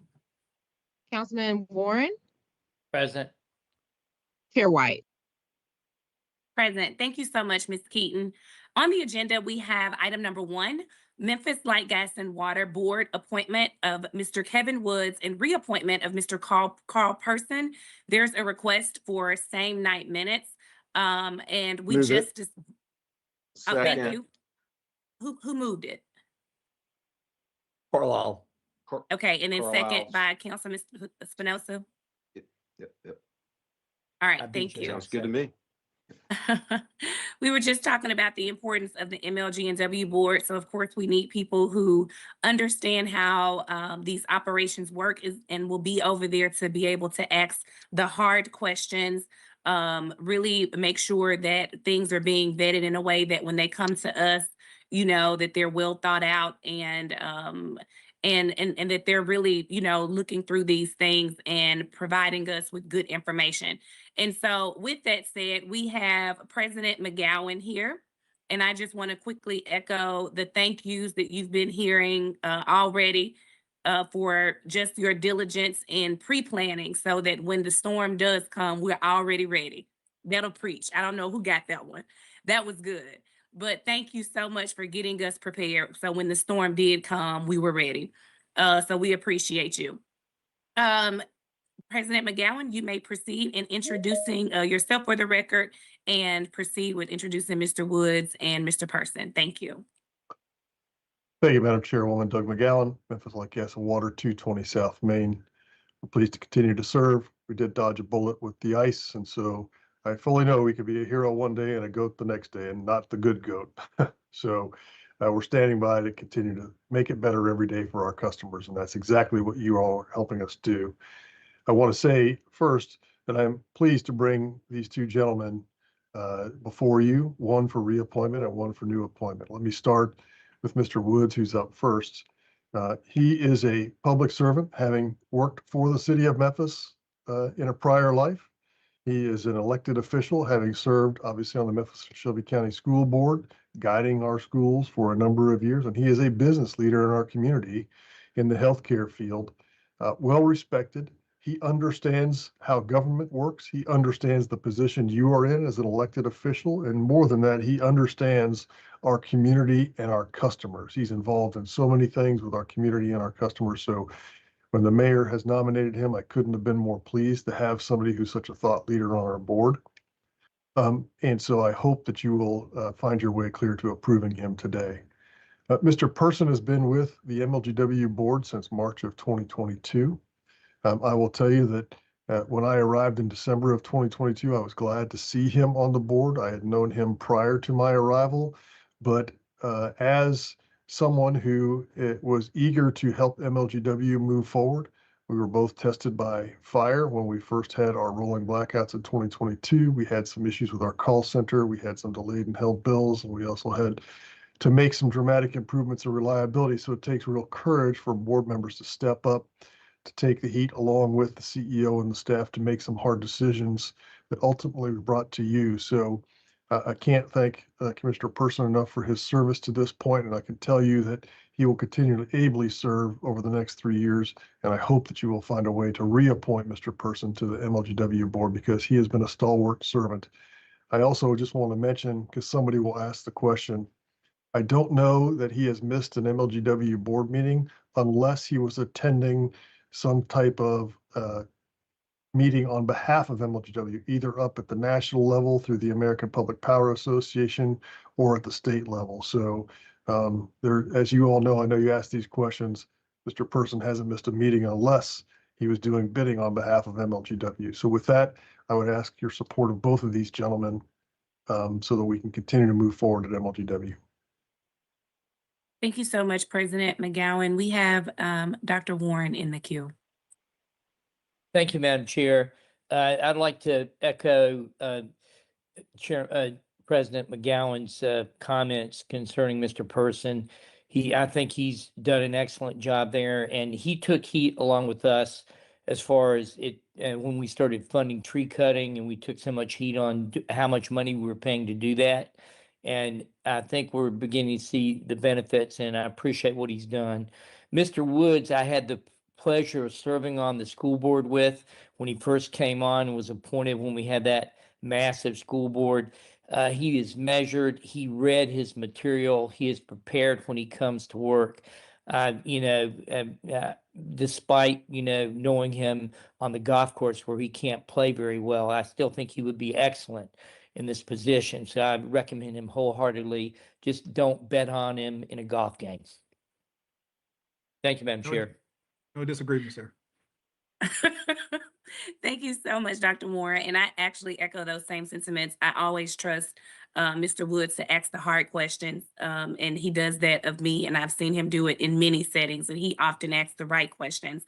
Mr. Person has just been so dedicated to the board already, and always ensures that we have the information we need, always so responsive. And so I'm in agreement that these are two great candidates and will definitely be supporting. Are there any other council members in the queue? Seeing none, all those in favor of both appointees going down with requests for same night minutes, say aye. Aye. Aye. Any opposed, say nay. These will go down with a favorable recommendation for this afternoon's meeting. Congratulations, guys. Thank you all. Thank you, guys. Appreciate it. Thank you. Item number 2 is an ordinance to amend Article 8, Section 2370 of the Code of Ordinances relative Alan Wade. to arbitration of labor disputes, impasse procedures. All council districts requested by City Council. There's a request to add on consent agenda for first reading. May I get a motion and a second? Move it, Carlisle. Second. All right, got a motion and a second, Carlisle, and then Spinoza. And then actually, did everybody leave? Because I just got a note that we had Councilwoman Walker in the queue. I think So I I'm was going to having trouble with my device. pause our second motion and acknowledge Councilwoman Walker. I apologize, Councilwoman Walker. I apologize. I was having a problem with my device. I just wanted to say, I think both of these gentlemen will be a great asset to the board. And of course, with Mr. Person, a continued asset. And he actually comes across as if he loves the work. So he's really not working. This is something that he has a true passion for. And I would say that this is a labor of love for him. And I appreciate and applaud the type of energy that he has brought to the board. And for Mr. Woods, I have been acquainted with him in a few different capacities, and he always shows up as a first-class guy, very knowledgeable, professional, and I think that he would be a great asset to the organization. And I yield the floor. Thank you so much, Councilwoman Walker, for your comments. Going back to item number 2, we had a motion. I think it was from Vice Chairman Carlisle and a second from Councilman Spinoza.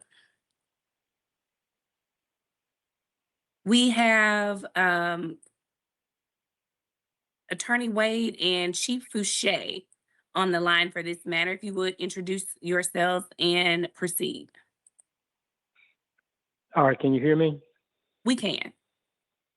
All right, this is actually a skeleton ordinance for first reading. I don't think it's a good practice just to put a caption on, so I put a skeleton on. We fully anticipate that we will have a committee meeting and a full ordinance before we finally adopt it. But we had to get the process started because we're getting ready to go into budget, and by sometime in April, we got to have something in place.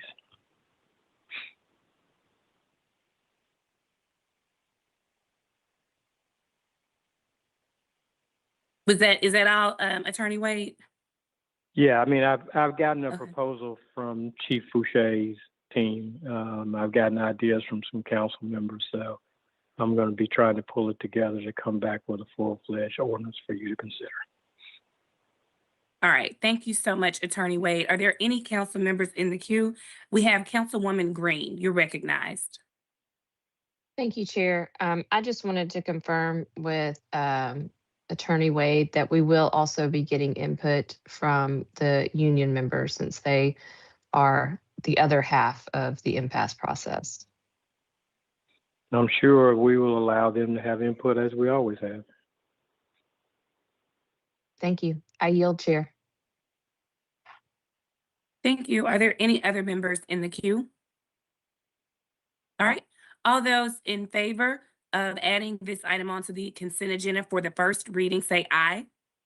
Aye. Councilwoman Aye. White, one moment. Councilwoman White, Okay. could you please, I'm about to send you the, there's an updated caption. I'm gonna.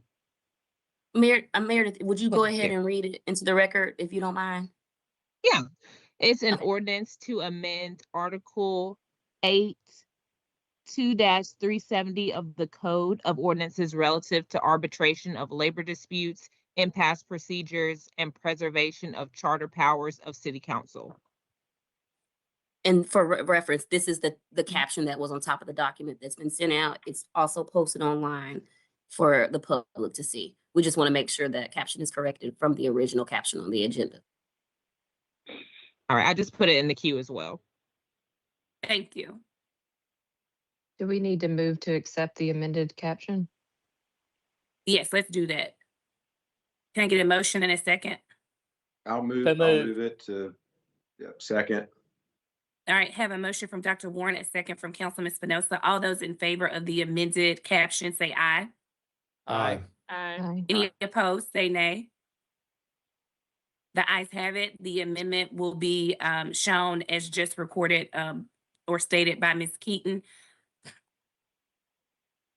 All And those we'll in also make favor, sure that it's to council records. is that something that I need to state, or are you just stating that? No, she's I'm amending? saying it's also going to be to council records. So when you get your add-ons, it'll be correct on there. Okay, thank you. All those in favor of this being added to the consent agenda for first reading, say aye. Aye. Aye. Aye. Any opposed, Aye. please say nay. The ayes have it. This will be added to the consent agenda for first reading. Seeing that there's no other business before this committee, the Personnel and Government Affairs Committee is hereby adjourned. Thank you.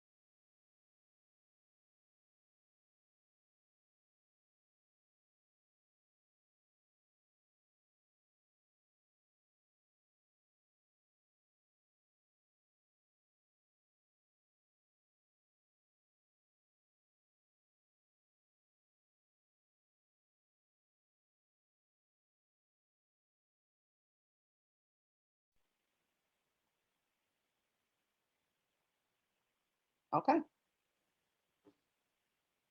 The January 27, 2026 executive session of the Memphis City Council is hereby called to order. Ms. Hayes, if you will please call the roll. Councilman Canali, I think he just joined. Here. Councilman Carlisle.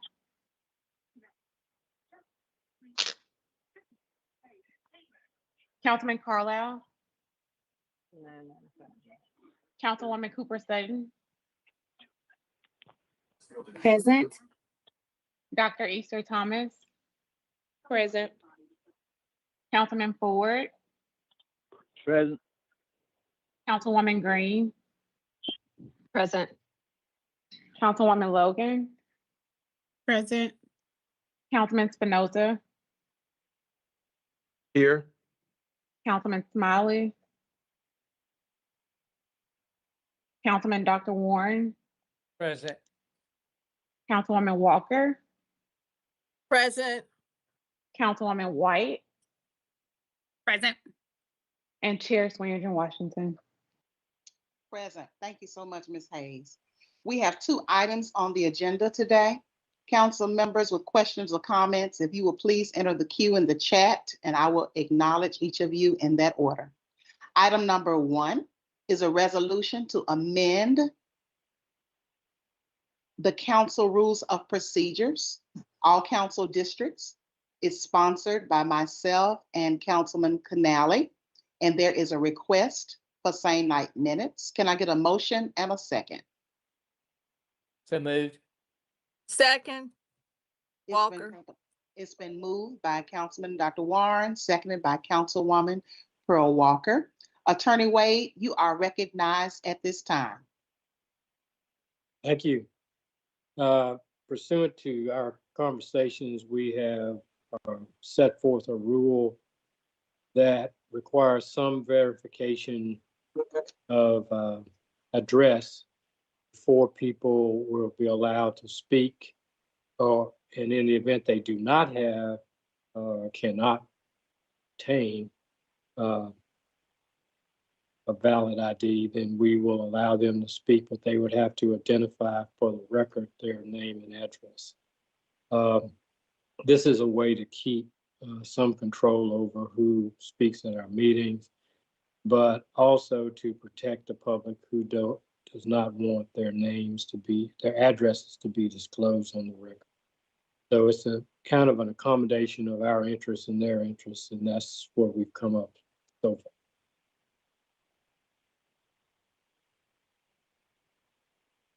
That's all I have. Okay. Dr. Warren, you're recognized.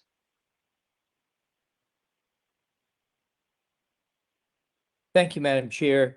When this first came up, I was worried that it looked like we were somehow trying to not have people speak. But as you look at it and you think about it, what it does is it does allow for privacy for people who are speaking. I mean, we're elected officials. We do get heat and we do get nasty letters and things, but people who are there speaking as citizens, I don't think necessarily have signed up for any sort of blowback on social media that they might get by giving their name and address on air. I mean, I think giving their name is sufficient. Putting their address on there may be targeting if we're in a controversial issue. I think we've made allowances for people who can't provide an ID to still allow them to speak. So I'm behind this, and I'm going to back this for that reason. I think it makes good sense that we should move forward with it. Thank you, Madam Chair. Thank you, Dr. Warren. Councilwoman White, you're recognized. Thank you. What is the verification that'll be used if a person doesn't have a driver's license? Brianna, can you put the document on the screen? Sure.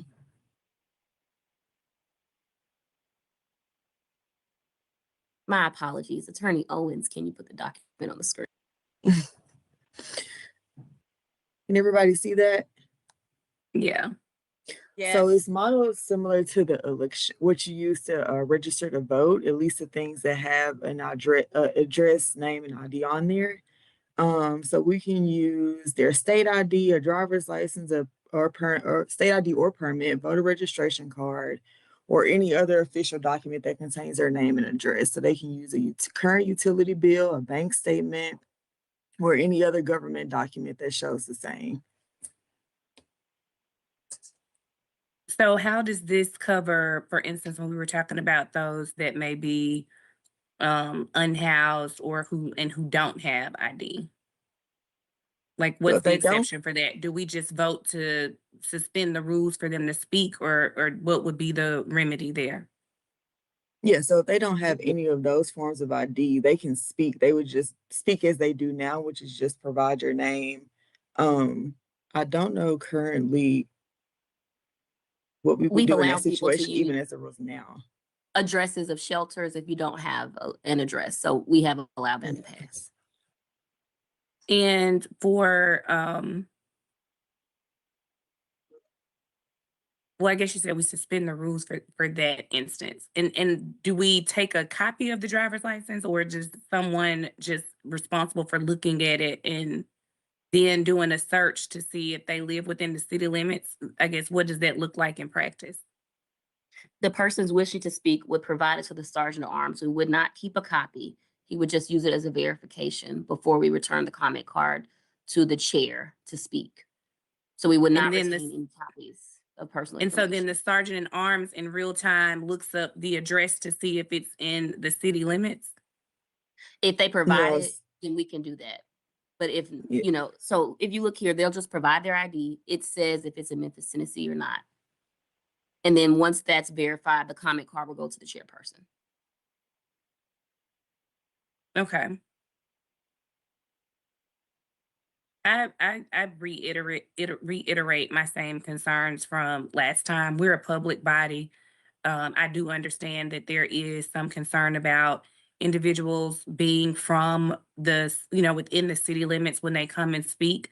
But realistically speaking, I understand there are times when there's some contentious matters and the chamber may be filled, but the majority of the time we don't have that many speakers. And when I think of the benefit versus the obstacle, I don't think that we should be creating obstacles to public speech to the city council. And this seems like it's limiting access in a way that just seems, I don't know that it's necessarily necessary. I don't know. I understand the concerns, but I don't know that the concern is of such to resort to this as a measure. I guess there is some consideration to the fact that we could suspend the permanent rules to not, require it at certain times, but then that gets into kind of some kind of discretionary thing. That's just my feedback. Let me respond to that a little bit. I think we have to use some judgment in how we apply. I mean, people might say, I don't have an idea or whatever.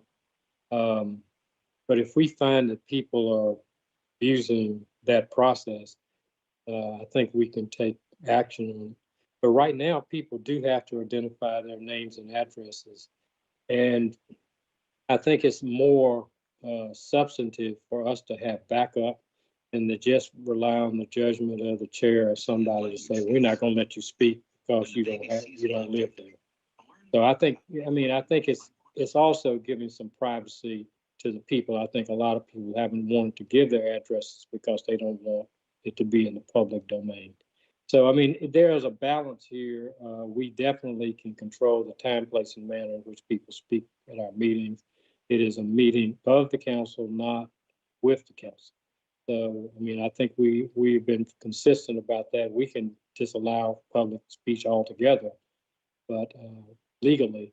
So, I mean, I think it's something that we probably are going to have to feel our way about and see how we go about it. That's just my view on it. What I'll ask that is, and I guess I should have split that up into two parts. I am for the keeping addresses, out of the minutes. I understand that, and I think that's important, and I agree with that portion of it. the part that I just take issue with is seeming to create a barrier to people coming to speak publicly to the council. That was my only kind of concern, and to see, what if any ways we could work around that and still achieve the same goal. I don't know if there is any other workaround other than the driver's licenses, but I yield. Thank you.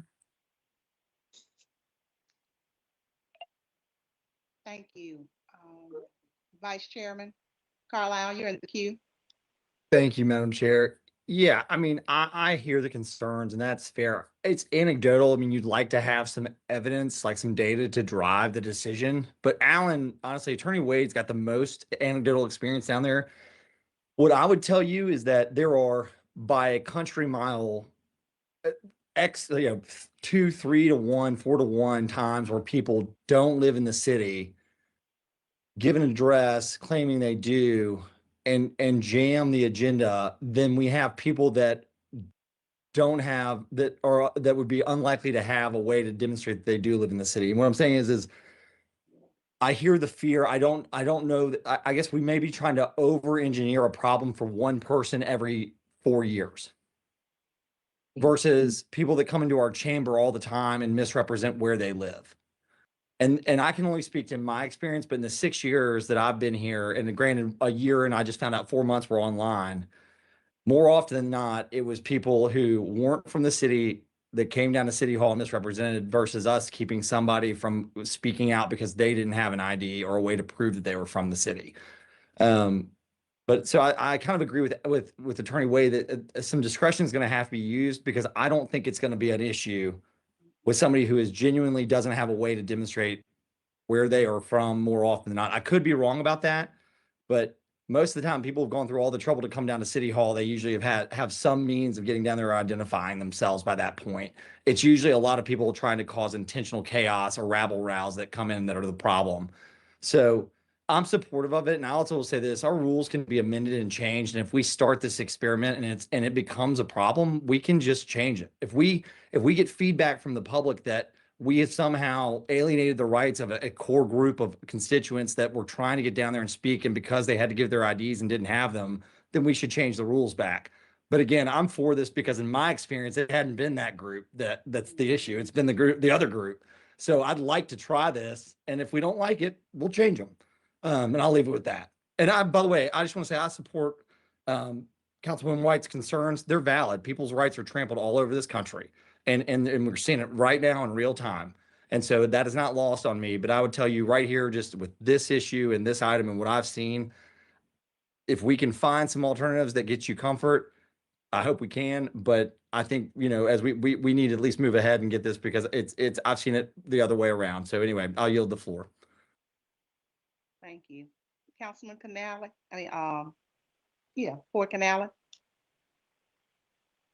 Thank you, Madam Chair. Yeah, I'll echo what Councilman Carlisle said. I think we need to look for a way to encourage people to feel free to speak, but we also have to find a way to monitor, because I can tell you, sitting in that chair last year, there were a lot of bogus addresses given. And I want to remind everybody on this body that we didn't allow a 30-year deputy police chief who gave 30 years of his life to MPD to speak on the residency issue because he lived in unincorporated Shelby County. So what's good for the goose is good for the gander. So we can protect everybody's right to speak, but do so in a meaningful way that protects everybody's rights. Because if you're going to enforce one thing, you have to enforce it for everybody. You can't pick and choose who you're going to help and who you're not. All right. If there are no. I'll add that a lot of times the problem that we have on a contentious issue, we're down there all night, and that's our job. But the citizens come down there to speak, and when they get inundated with all these non-residents advocates, they're being disenfranchised too. I mean, they legitimately live here and want to say something, but we kind of, through that whole thing, they get discouraged and leave, and then they have complaint about it. So I mean, I think it's a balance. It's always a balance when you're dealing with the First Amendment, and I'm very particular about protecting that right. Even from KKK people, they used to come here, but they came here from Virginia. I mean, so, I mean, there's a balance, and I think we just got to be vigilant on how we deal with it. It'll give some objective criteria that a chair can use. And also, it's my opinion that the people that really have legitimate concerns and want to speak to us, they are not going to be discouraged by having to identify where they live. That's just mine. All right, if there are no other council members that have any comments, let's take it to a vote. All those in favor, say aye. Aye. Aye. Any opposed? Aye. Aye. It is the opinion of the chair that the ayes have it. All right, item number 2 is a resolution to approve and ratify the chairperson's decision to conduct the January 27, 2026 council meeting remotely. All council districts sponsored by Carlisle. There's a request for same night minutes. Can I get a motion and a second? Move it. Second. Okay, it's been properly moved by, sounded like Spinoza, was that right? Carlisle, and then seconded by Warren, Chairwoman. Carlisle, second by Warren. All right. Vice Chairman, you are recognized at this time. Thank you, Madam Chair. I'm going to turn it over with your permission to our attorney to explain why we are ratifying the decision that you have made. Okay. Okay, so technically, our charter requires us to have meetings in person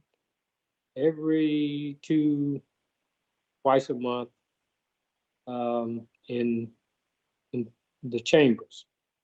There is a deviation that we're allowed to make in the case of declaration of public emergency by the governor and by our mayor, where we can, for good reason, and we do have good reason, to conduct a meeting remotely.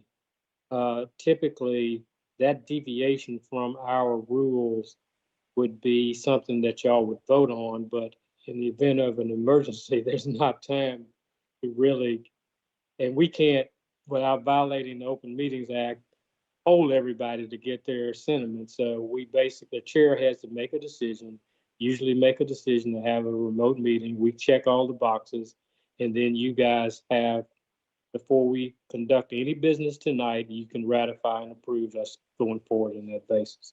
And it just makes us legal. That's And with that, I yield the floor. All right. With that being said, we will take a vote on that item. All those in favor, aye. Aye. Aye. Aye. Any opposed? It is the opinion of the chair that the ayes have it. All right, that brings us to our add-on items, which are items number 25, 26, and 27. Item number 25 is Memphis Light, Gas, and Water, MLGW Board. Appointment of Kevin Woods and the reappointment of Carl Person. There is a request for same night minutes. Item number 26 is an ordinance to amend Article 7, 2-370 of the Code of Ordinances relative to arbitration of labor disputes, impasse procedures, and preservation of charter powers of City Council, all council districts, requested by City Council. There's a request to add on consent agenda for first reading.